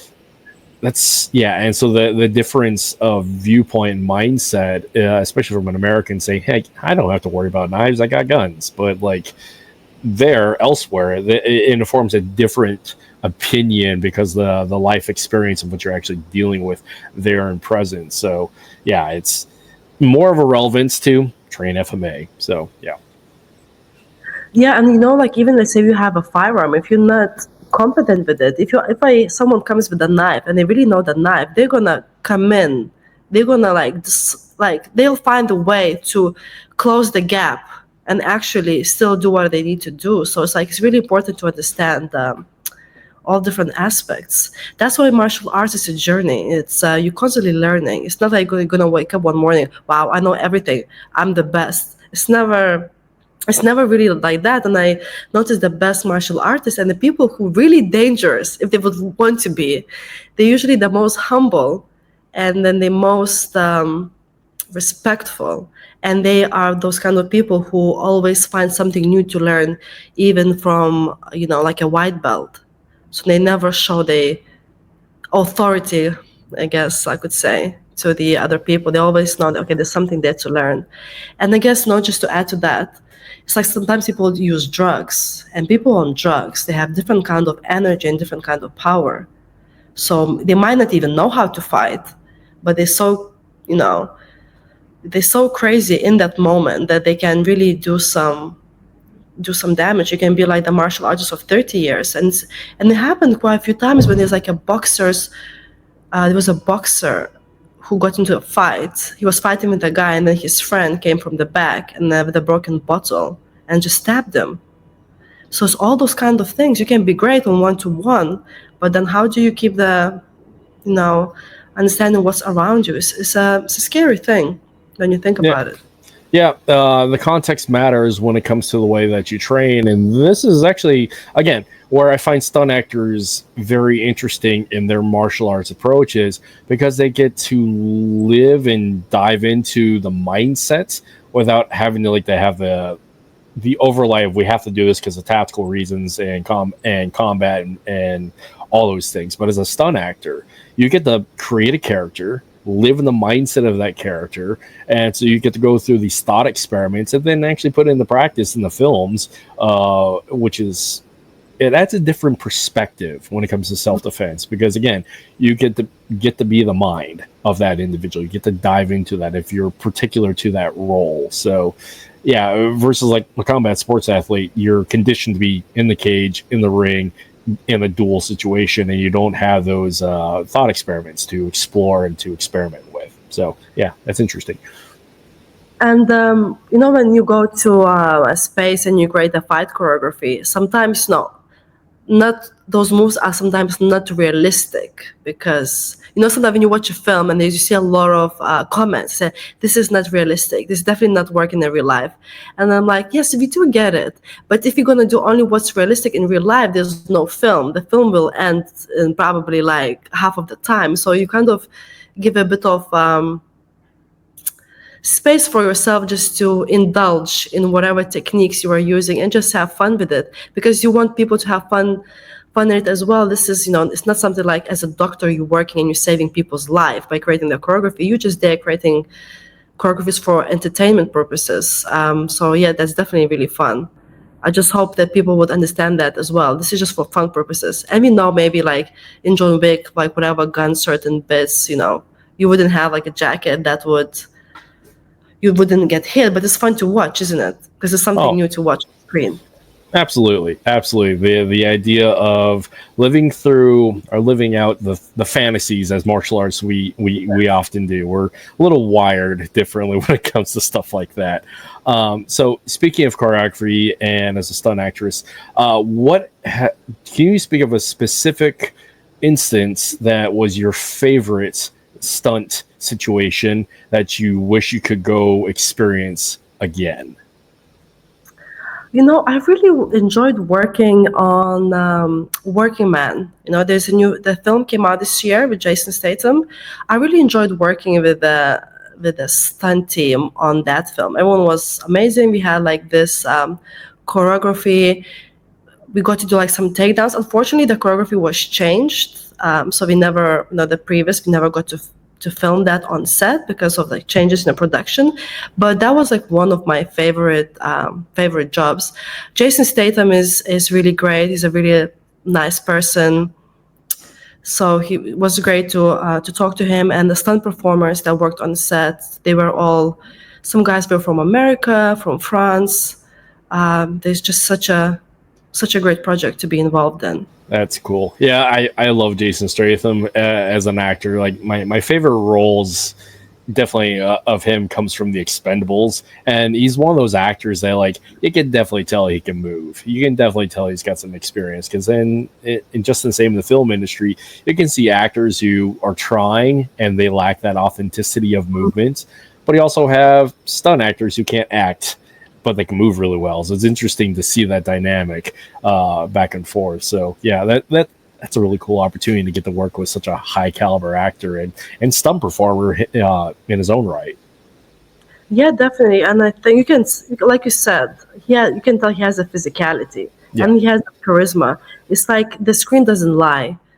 You can be a great performer, but sometimes that screen presence, not everyone has it, unfortunately. And he definitely, that's why I think so many people love it. So many of my friends, like different ages, like my mom or whatever, everyone just like loves him. So they're just obsessed with Jason Statham. So yeah, he's great. He's a star. He's a star, basically. He's an action star. That's and awesome. It's not that many nowadays. Like, back in the day, we refer back to like those films like Stallone, Van Damme. They were action stars. Schwarzenegger, they were action stars. They were iconic, isn't it? And I guess nowadays it's like we have like Jason Statham, probably Keanu Reeves. But I think back in the day was different, because the bodybuilding, I think, was pretty strong back in the day. So they had like they were like ripped, and in all those films, there was always the same motive. They training up to be the best. And I just love that. I think maybe that's why I like dancing and martial arts. They used to be underdog, and they go through this training regime and they become the best. And I just love that. It's it's the cliche of the training montage. I mean, Rocky, for example, or Jean-Claude Van Damme getting beat up in the jungle and getting stretched out and getting hit with coconuts. I mean, those are great core memories to have as a young martial artist and get to watch. And then for your case, you get to live. So speaking of other stunt actors, who is a stunt actor that you would love to work with, or just an actor or project you would like to work with eventually? I love Charlize Theron. She is amazing. Oh my gosh, I love her so much. One day I hope so I could just like see her and on set do her thing, because she's an actress who can act really well, but she can also move very well.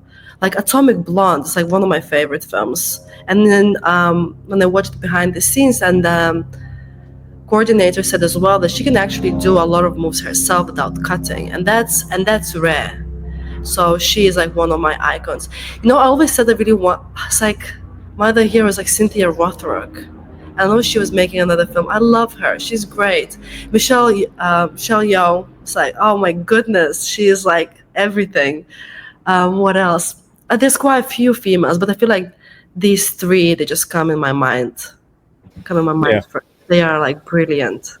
One of my favorite would be probably Catherine Winnick from the Vikings show. I mean, in her own right, she's got a couple of black belts, one of them in Taekwondo. So yeah, she moves really well and she can do all the things, and that's really cool. And of course, there is what better leader in the female FMA space other than Diana Inosanto? Because like, talk about somebody to look up to. Yeah, and also she's Star Wars. So exactly what I was about to say. Yes, yeah. I watched her in Star Wars. It was great to see. Like she came. She actually is she's representing other females on screen. Sometimes it's amazing for her own journey, but sometimes I'm not sure. Maybe because I've never had the chance to speak with her, she actually is paving the path for other females, for other martial artists to go, don't give up on her dreams, and just do what she does best. It was great. It was great. Absolutely. So, speaking of Star Wars, you were involved with Acolyte. Can you talk about that process? So it was a great experience to get to see all the actors, in action. I got to work with the amazing action team once again, and so basically we had like a bigger fight. It happens so often, like with the bigger budget ones. We had to do like wire work and like some explosion, etc. But unfortunately, we didn't get to do that, which is such a shame because I really wanted to do. How amazing that would be to do that on the big screen, right? So in the end, I was playing like one of the witches in. You saw the Acolyte, right? So in one of those rooms where they're kind of having a meeting and then the explosion happens, etc., etc. So I was in that scene. So I didn't get to do the explosion, unfortunately, but I get to meet amazing other stunt performers that we spend a lot of time together, connect and find other females to work with. And the stunt team, so I worked with Darren Knob. He's amazing. He's a French performer. He had like a role in the Jason Statham in Expendables 4, I think. He has like so he's a great performer. So every time actually I get to learn from him, it's like I'm always super excited, and from his team and his brother also, they work together. He's a great as well. So even on A Working Man, they taught me a lot of things because, there's so many people who've been in the industry for so long and they're constantly working, going from one project to the other. So when I get to work with these amazing people, I'm like a sponge. Just teach me everything. I'm like a humble student forever in FMA, in stunt work, in acting. That's awesome. So I have a short list of questions. So one, and this is particular to FMA. Some of these are cultural, but some of these are also just like, we're just going to go off the list. So one, as a forever student, somebody who is so hungry, so dedicated, what do you believe are some of the greatest strengths within the FMA community? Their resilience, their commitment to the art, and the hunger to constantly learn new techniques without giving up the basics that they learned from the very beginning. Does that answer the question? Sure. No, that's great. So another one. Conversely, what are some of the greatest challenges of the FMA community, and what would you suggest to fix them, or in your case, how are you changing them from your own sphere of influence? Oh, that's a tricky one. It's a difficult one because I wish that FMA community were more connected in terms of we would we wouldn't be so divided by techniques or having those online conversations. Which technique is better? I'm not a fan of that because I feel like we should be more united and understand all of the styles and what do they bring to the table, rather than arguing whose master is the best or whose techniques are better. Because at the end of the day, sometimes it's not even a style, it's the person who's actually doing those moves. So you can have, I don't know, the best style, which doesn't really exist, I think. It's a combination of everything. But it really depends on the person who's practicing those moves. So I wish that people were more open-minded and connect all the FMA styles, because, there's so many different islands in Philippines. So different and style depends also on the island you are in and the community you are in, because the knowledge was passed on. And which was really lovely that you mentioned about Doce Pares, because they actually initiate, 12 different masters. Not 12, but like the 12 pairs, like the different masters came together and then they tried to bring their knowledge. So that's why I love the Doce Pares, because they're kind of propagating it that everyone's system is good. It's just what can you take it? You have, you never take it from the system. You can add to it, but don't take it away and say, oh, it doesn't work, basically. And I think in terms of me, I always try to remember people whenever I have a conversation that we should be uniting the art rather than trying to think, oh, now I want to be a master and that everyone has to follow me. It's like respecting the people that came before us, who put all the knowledge, who put endless amounts of hours into making this art alive, and who had like death fights, to even, because there was crazy things were happening in the 80s and 70s in Philippines, with Arnis. So I wish that we all be more open-minded and find to unite the FMA, and then we can train together and without competing whose techniques are better. We're just there to take from each other and give each other as much as I can. That's a beautiful answer. Yeah, that's great. But speaking of the nature of tribalism and just like the different styles out there, for one, if you had an opportunity to train with one currently active grandmaster or just instructor out there, who would you train with, and or what style would you like to explore next if you had the opportunity?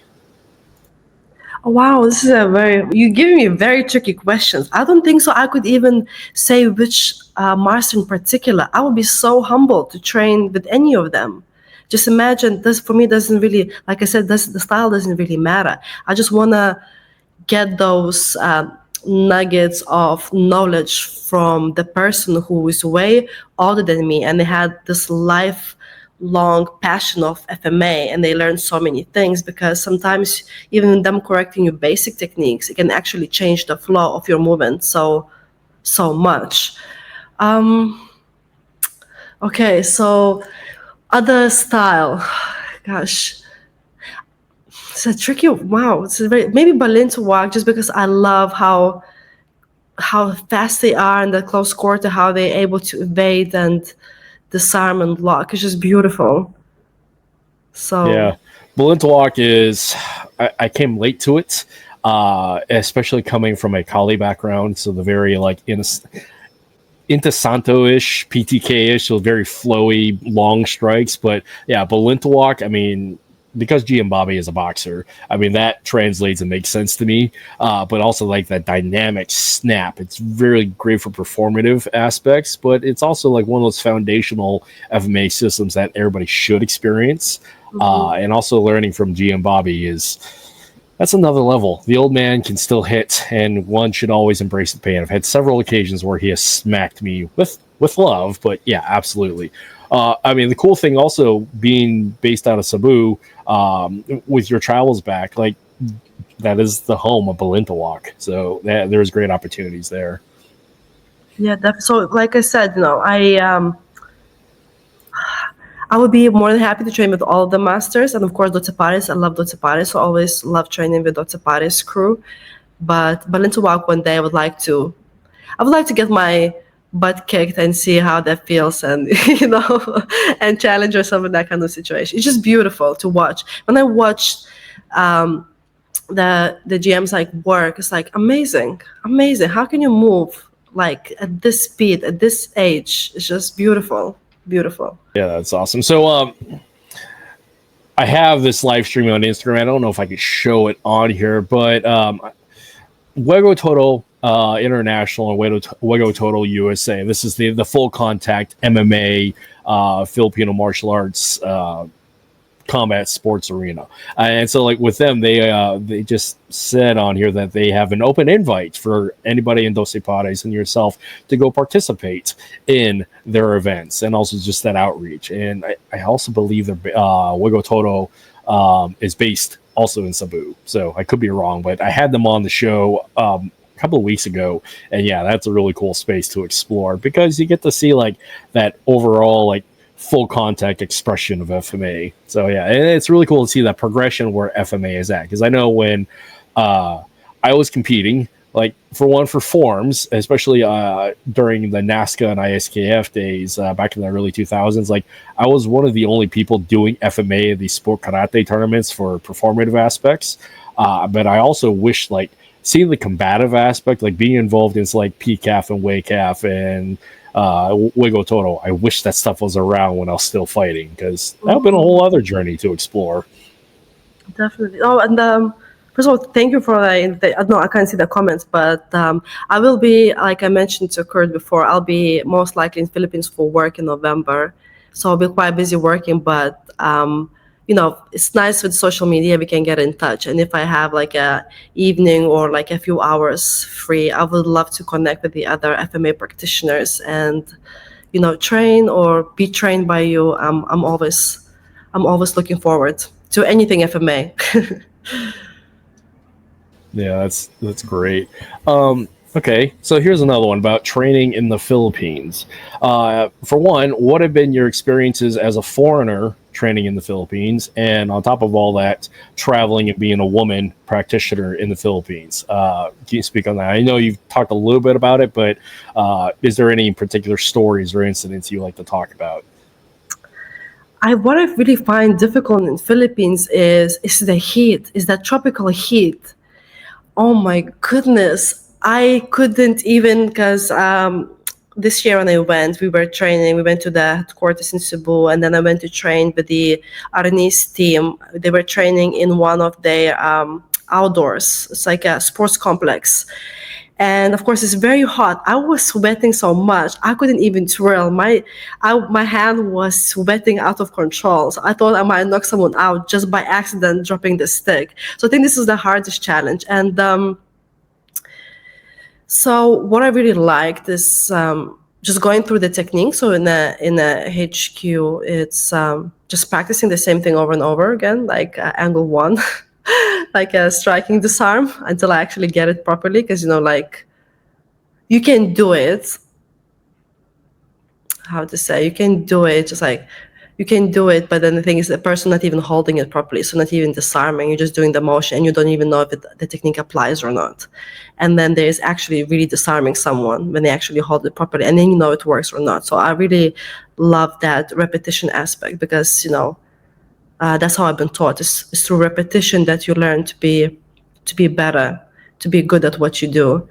And I just really love training with Trixie, because she was so inspirational, and it's amazing to see. And there was like other females. They're younger than me, but the amount of work they put in, I was just so inspirational. And they're after school, numerous hours, just there, just training over and over the same techniques, because we were preparing for the Arnis competition. So they were doing their forms, and just see them just going through it over and over again, just practicing. It was just an amazing experience. And then I was training with like some other people, just like it's the same in a sports complex, like in the morning, and everyone just seemed to know Arnis, and then just to see them flowing differently than maybe how I flow, and showing like different stuff. It's just great. So you always try to be like, oh, this is nice, I might just try to copy this when I practice it myself. So, and my experience, I guess, as a foreigner, I don't know, maybe I'm just lucky because I have a great experience because everyone was very supportive. First of all, like I said, I was struggling physically of that heat. So they were supportive and, they're allowing me to sit down when I feel like I'm about to faint. And they're very supportive, very encouraging, and for them to even teach me new things, because people can be selfish and be like, I don't want to teach you, and that's perfectly fine, isn't it? Why would they teach me their tricks and their techniques when they don't know you really well? So I was very grateful for them to share what they know. And when I came back to UK, I was very inspired by them, and now, even if I don't have time, I'm very busy working. I try even 5-10 minutes, just do a bit of twirling, at least a little bit something. If you can't dedicate, let's say, like 2 hours of training every day, because life is real. We have to pay the bills and go to work, and can be exhausting. But as long as you dedicate a bit of time, small progress is better than no progress at all. So I think that's what seeing the dedication. That's what really reminded me of. Yeah. I mean, it's the 5 minutes a day. That built up over time versus the hours we spend on our phone. So yeah, that's excellent. Talk about the Philippines. Like, I am the worst Filipino. So I grew up in Lancaster, so the Death Valley, so it's really, really hot. And then I was stationed in the South in places like Georgia, Texas, Arkansas, places like that. So it's hot and humid, and I hate that. And now I live in Alaska. So like, I am trying to mentally prepare myself to go back to the Philippines in sweltering humidity and heat, but they'll be coming home. But yeah, that is a challenge that I'm looking that I'm going to address when I get there. So yeah. But at least you've been exposed to kind of heat, so you've been living in a kind of hot country for some time. So I feel like you're probably gonna adapt a bit quicker. In Philippines, I even got a heat stroke. Oh, I literally had a few days where I was completely out. And I wasn't worried that I got a heat stroke. I was worried that I can't train. This is why my only concern was like, oh, I'm wasting my time being sick in bed.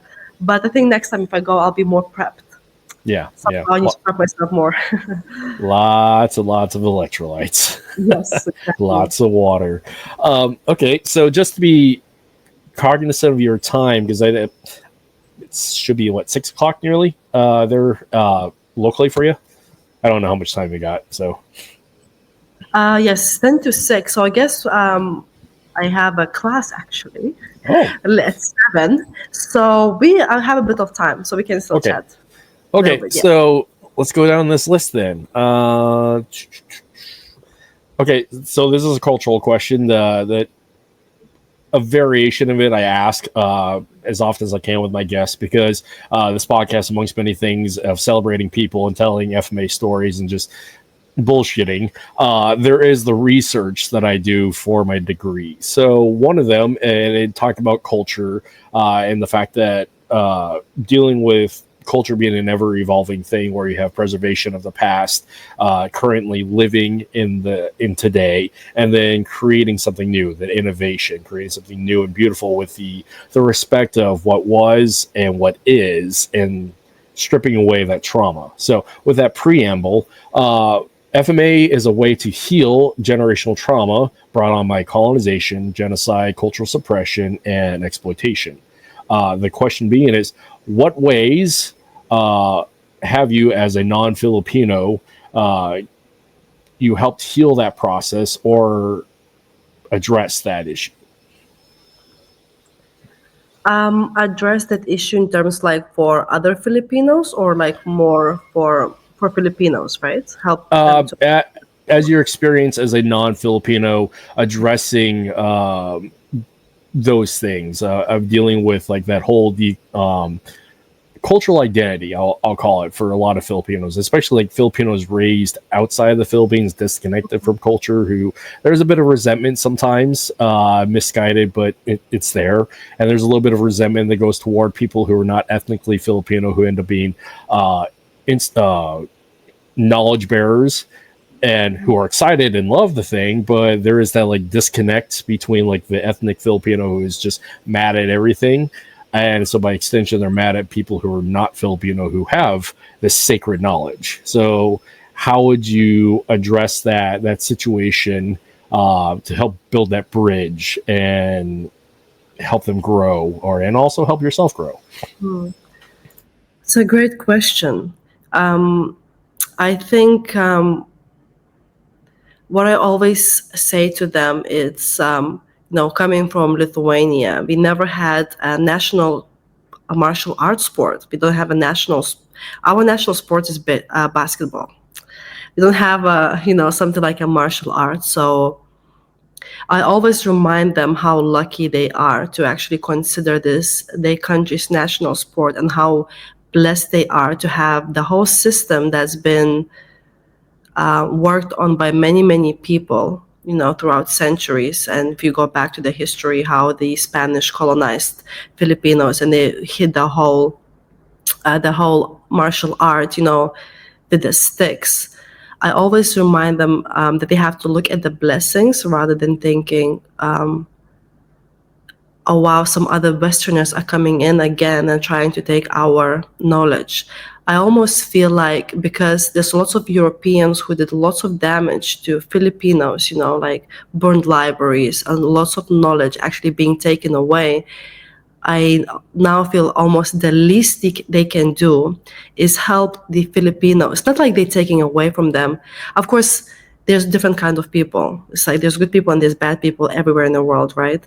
But as long as there's people having the good intentions and almost giving it back to the culture, giving back to the martial art that they love.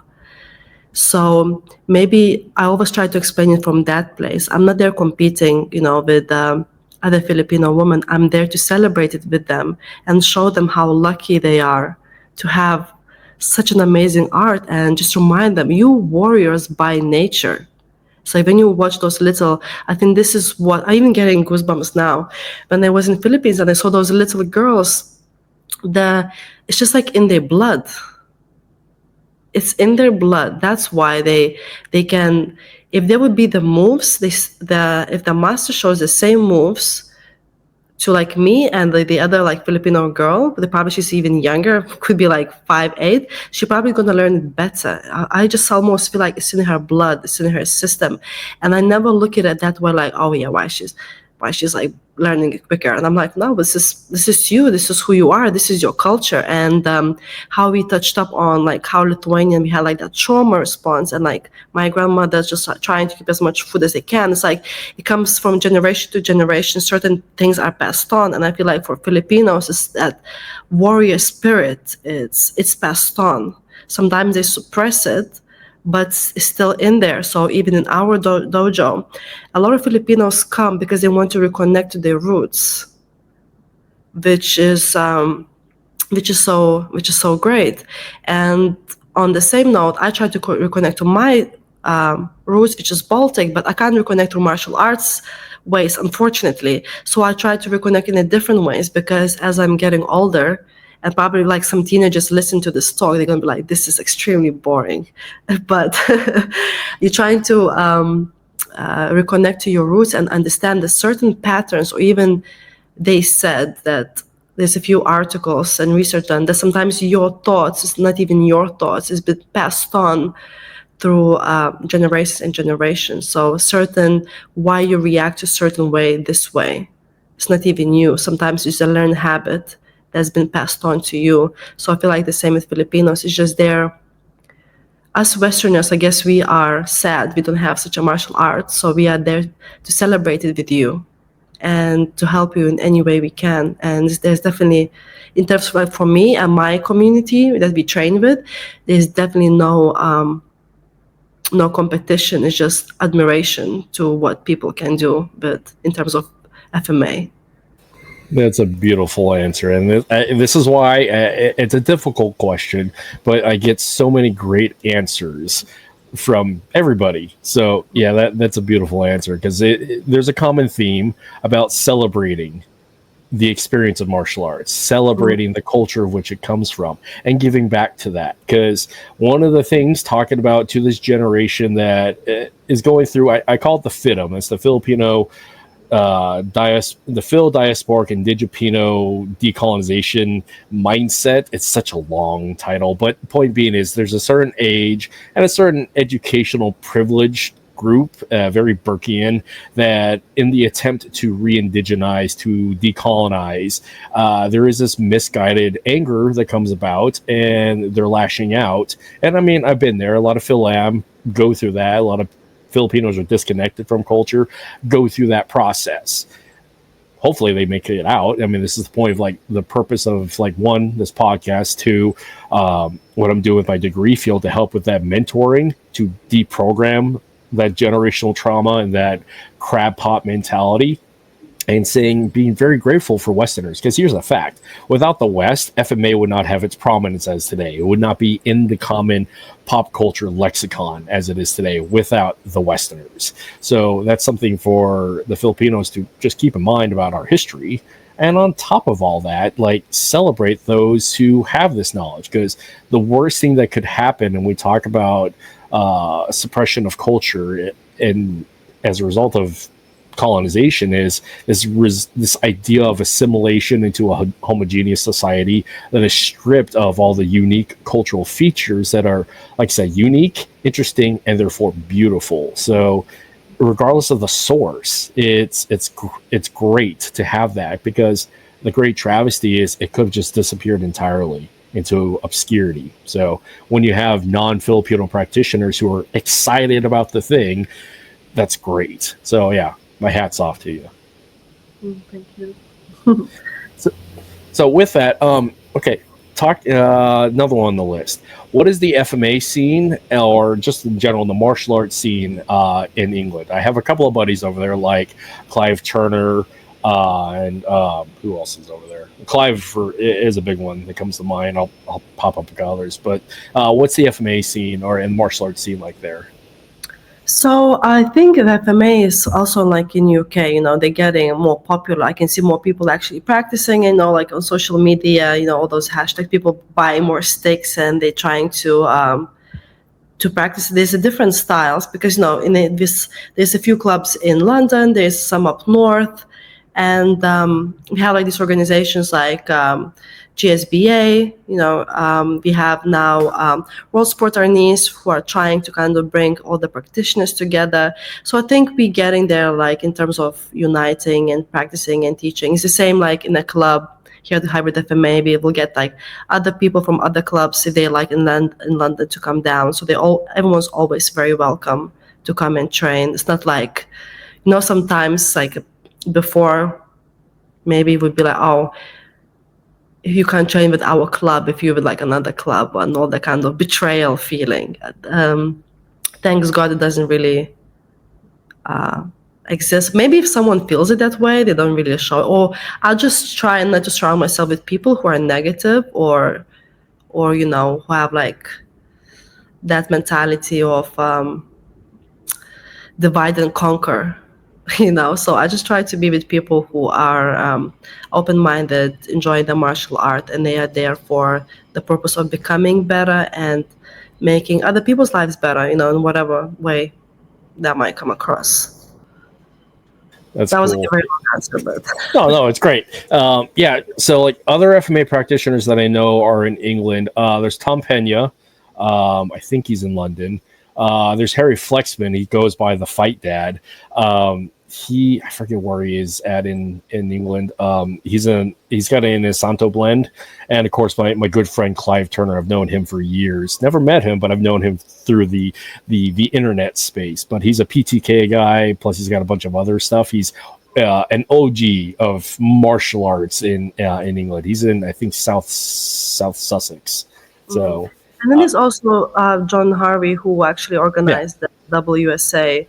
So yeah, there's a few good guys who are trying to keep it up and promote the martial arts. And of course, like Armour, he gets involved with like a lot of like Barrio Fiesta, like those community events where he tries to propagate Filipino martial arts. And we're actually having a Barrio Fiesta event coming up this Sunday where we're just gonna have like a stand, try to talk with people, like other Filipinos, and be like, oh, hey, come on in. There's a stick, try it, and on the spot. So yeah, Yeah, those Filipino festivals are, that's another level. For one, you're eating, because the best part of FMA is not necessarily the training, it's the karaoke and the food afterwards. If you definitely can tell this is a good Filipino martial arts community based upon how big the plate is and the variety of what's available. So yeah, that's fun to participate in. Yeah, definitely. And I never do karaoke. The only time they forced me to do karaoke was in the Philippines. Lots of it. Rite of passage. So this is your school's page, correct? Here on Instagram? Yes. Sweet. Yeah.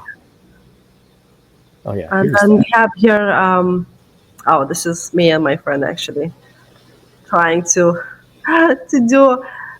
mix up. So the task was, it's a stress that you have to do the double stick, and you have to make it different than you usually would do it. Okay, so think outside of the box. How would you do the movement differently? And we were just having fun.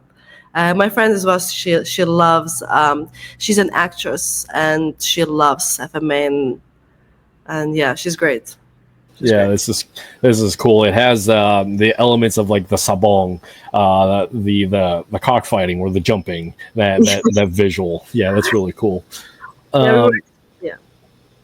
Let's see, and yeah, let's just go. I mean, this is the point where let's go through some of the social media here, because it's important as when we get to talk about the people, we can also get to promote some stuff out here. So let's go to this. So here is your instructor page here at the school, correct? And are you still actively teaching at the school or getting in as much as you can? Yeah, so I'm training and I'm teaching because I'm like a brown belt. Because from brown belt, you are asked to teach because it's part of the learning process. So before, like I said, I used to be very terrified, but now I really enjoy teaching. I genuinely enjoy, and I'm kind of excited. Okay, whoever needs what, I'm just there to teach. Try to cater as much as I can to them. So I love it. What is your favorite part as a new instructor who's going through this process? Whether it's a drill or a process of that. It's when you give people a task and they find it very difficult, but eventually they learn it. So by the end of the class, you can see frustration in their face, and then you're catering to their learning abilities. Some people maybe like more visually, they learn by watching. Other ones maybe by certain words that you use, and kind of cracking the people and finding, okay, what do they need particularly, and then them actually mastering by the end of the class. Like learning the move that they need to do. This is like my favorite part, and I just like the forms. I don't know, just forms is just different kind of level. I mean, it's the whole performative aspect, which, given what you do for a living, that makes total sense. So in the same with teaching, what is the major challenge that you face as an instructor? I guess the challenge comes from myself. I feel like I'm hard on myself because I feel like I have to be good if I want to teach. And I feel like sometimes it's like, okay, if I'm teaching and then you have to humble your teaching, and then maybe tomorrow you're coming in and then you're being taught, it's just being humble enough. And I always ask as many questions as I can. And this is a small detail, but like, okay, is this like 45 or degrees, or this is actually like angle 11, like straight down? I always try to ask many questions because as teacher, you're being asked a lot.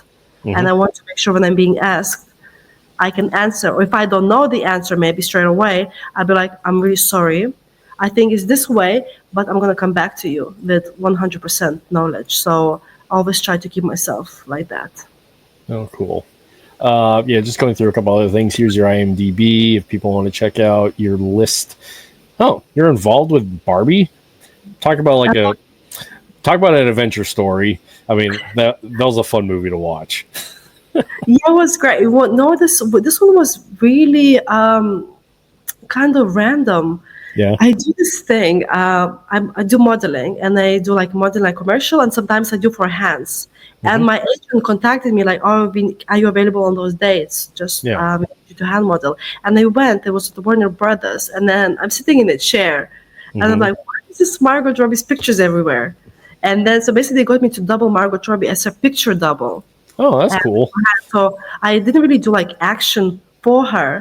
I was like doubling her. So when the whole unit moved to went to LA to finish up the scenes, the second unit stayed in Leavesden Studios, and I just got to sit in her car, the Barbie car, and then do all the and like film a few scenes where she's like picking up the pancakes and stuff. The whole outfit. It was really cool to actually be a Barbie for a few days. So yes, I really like action related, but it was a great experience. Kick-ass Barbie. That's awesome. And again, here's your Facebook page. Hit follow for there, and yeah, this is again. Like, go ahead. No, you say it. Oh, I was just saying, I love talking to stunt people because they bring such a fun energy that's to the FMA space, because there's a lot of just like the humdrum, especially on the social media space, of like, I'm the best guy because I have to promote my system, my style, and my organization because of I'm a character online and I need to make money, which I mean, that is the purest reason to promote oneself. Yes, to make a living. Hats off of anybody who's got to go through that hustle, because I've been there, done that. But it takes away some of like the pure authenticity and fun factor as a FMA practitioner, especially as an instructor, of just you're doing it because you like to do it. And again, as a professional performer of martial arts, like it brings a whole different dynamic to the space, because you're not worrying about the combat efficiency, not worrying about having to fight tonight, and also you don't necessarily have to put bread on the table to pay the bills for a studio. So yeah, and it's like, the social media space is such a tricky thing, because you can really get consumed by it, because you start worrying about the likes and view numbers and comments. I always say to myself, whenever I have to like make a decision what I want to do with my life moving forward, I always remind myself I want to sleep well at night. It doesn't mean in terms of, it's not stress. Stress is a different thing, because if you care about something, you naturally worry and you might stress. But in terms of, I always try to do the right thing. So, as long as you stay true to yourself and you don't talk crap about other people, because it sits in your psyche. You want it or not, you might pretend like you're a tough man or a woman, but it's still sitting there somewhere. It's like, it's like mind, body, spirit. It's like everything is connected. So whatever is not released, I feel like it's sitting there, is going to somehow leave. You have to release it somehow. So I always live my life wishing the best for others, and then just focusing on yourself and doing the right thing. So I don't want to get consumed by counts or other people's opinions, because people's opinions change very quickly. One day they love you, the next day they hate you, and I don't want my life to depend purely on that. That's why Warren Buffett said, don't keep all your eggs in one basket. I mean, some people say, oh yeah, don't have a plan B because it's going to distract you from that plan A. I get it. But sometimes it's like you don't want to, I'm kind of sticking to Warren Buffett, don't keep your eggs in one basket, okay? It's like FMA, there's a Stunt, there's acting, and I just found a nice way everything connects together. So if one element doesn't work, it's okay. I have all the other things to fall back on, in the way that I will never lose who I truly am. Cool. That's a great answer. Speaking of FMA online, as social media people, what would be your recommendations for somebody getting into the social media space as a martial artist? What are some of the things you would recommend them to do, not to do, or just general lessons learned? Oh, I'm not. I'm not even sure if I'm the best person to ask this, actually, because I'm not that active on social media as other people are. But you put stuff out, so I mean, you're active enough. So okay, that's fair enough. I guess just stay true to yourself and find the reason why you're doing social media as a martial artist. You have to really say to yourself, are you doing it for because you want to be influencer and make money out of it? Or are you just kind of doing it because you want to record your journey and find like-minded people. That's like two very different things, because if you know you want to be a hardcore influencer in terms of martial arts world, that means you have to follow trends, you have to use the music that's trending and all that kind of stuff. I'm not saying you can't do that. You can, but as long as you know it for yourself, because at the end of the day, you don't want to be training martial arts just for the sake of putting content out there and not actually getting to train anything, because you're so preoccupied with camera angles and looking good and looking certain way where you forget to train. So yeah, just decide why you want to do social media. If you're doing it for profit or you're just doing it for yourself. If later you decide you want to do it for profit, there's nothing wrong with that. A lot of people make a good living out of it. This is an amazing thing. Just do what's right for you and just have fun with it. And make sure you have a day off from social media. Yeah. Got to rejuvenate from this little anxiety device or dopamine robbing device. So yeah, my buddy Paulo Rubio, commonly known as GN, one of his best recommendations is that aspect of raw, courageous authenticity. And so putting content out there of, we like the curated stuff. We like the stuff that's clean, especially for a performer. And also we talked about this beforehand about the courage of just putting out raw stuff of your messy process, mistakes and blemishes and everything. So being able to navigate that as a social media person, that's also interesting. So, No, I totally agree, and then sometimes I'm guilty of that. I think just because coming from the performer's side, like you mentioned, because your profile gets watched by your potential employer, So I think sometimes that's why you're conscious. But if you go to Harvard FMA website, there's lots of videos of me in a messy bun, sweat, and all the crazy stuff that you do when you are training, making mistakes. So there's kind of a balance of both, actually. I mean, it proved, like I said, that raw authenticity, because you can tell an individual who puts in their work based upon the level of sweat and bruises of blood that they're going through and the willingness to share that, because it's the process that we celebrate, not necessarily the end product. So that is really cool. And honestly, talk about like the potential job seeker, like in my case with the rubber chicken, like I'm not really looking for a job. I'm just having fun with this stuff. So the rules that I go by for social media is the what is the why? What's the attempt here? Am I inspiring? Am I entertaining? Or am I educating? And hopefully I can do all of that at the same take. And and however many times I can throw a rubber chicken into the process as well. So there's that.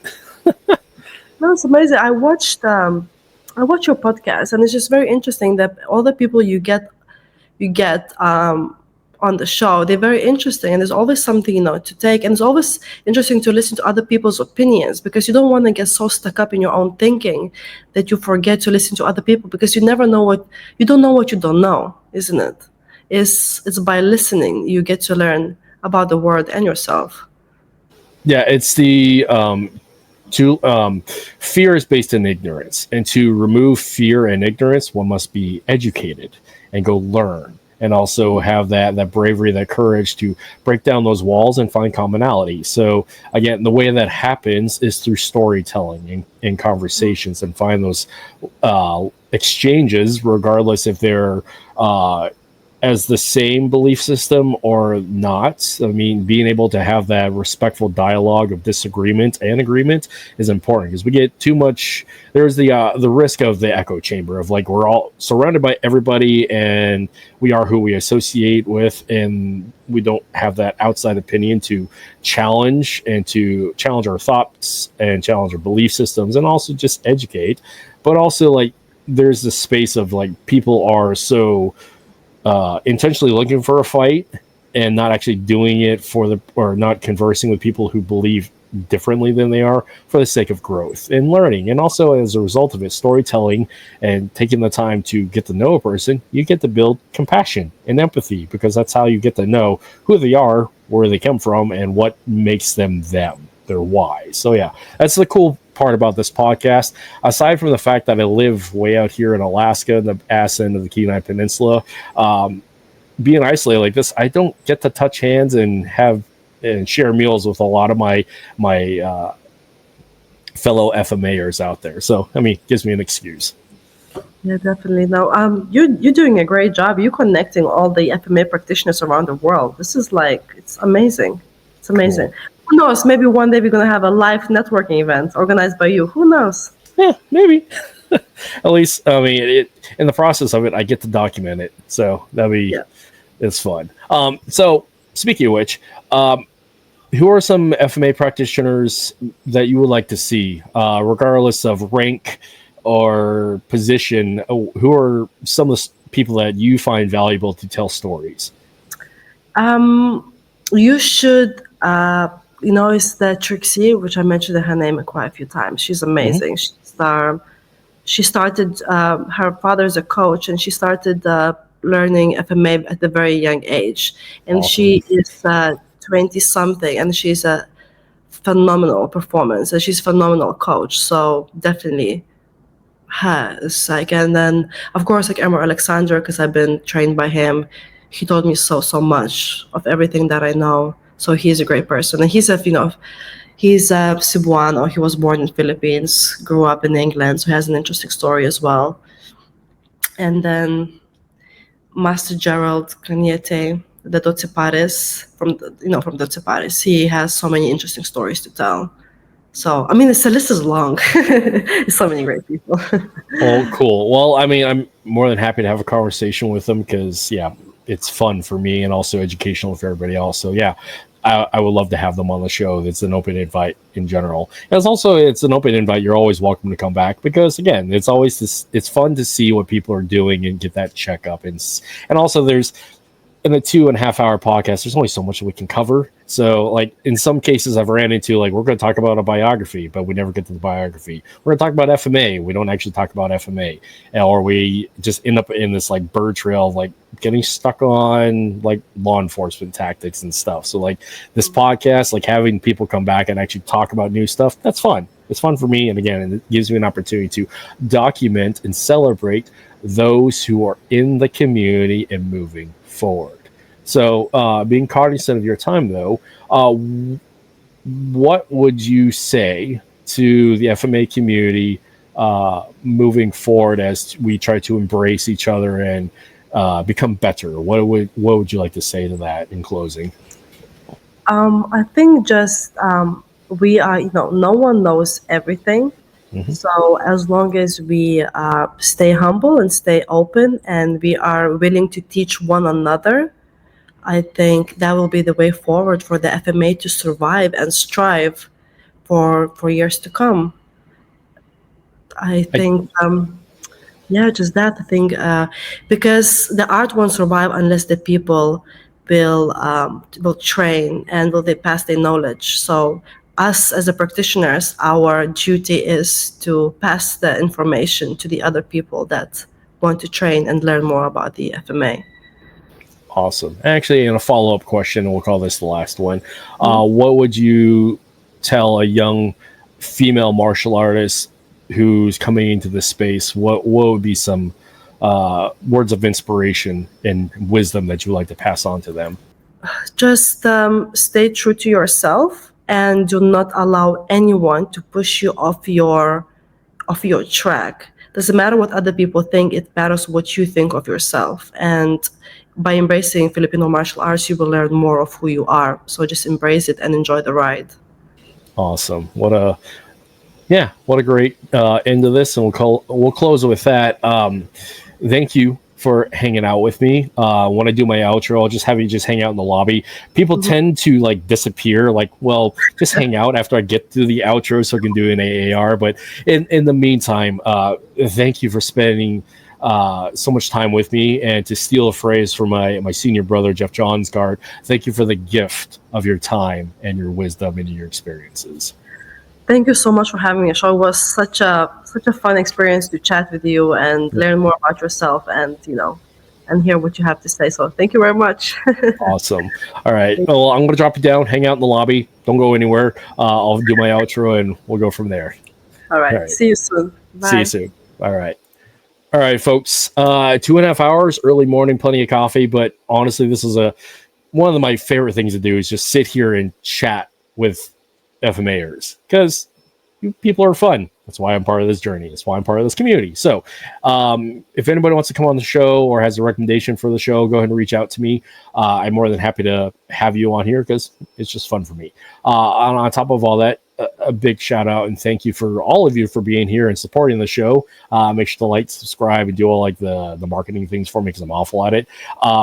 But yeah, in the meantime, I don't know who I have coming up. Other points of business. GM Bobby's got World Camp in the Philippines, open registration. That's in November. He also has the annual West Coast Camp in Marysville, Washington, which I'm going to miss this year. Bummer, but it's because I'm going to the Philippines. And last, we have Dr. Kelly Warden's Water and Steel Camp there in Gig Harbor in August. So August 15th through the 17th.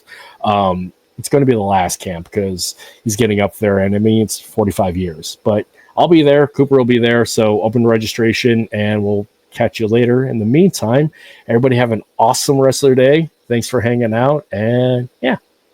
Bye.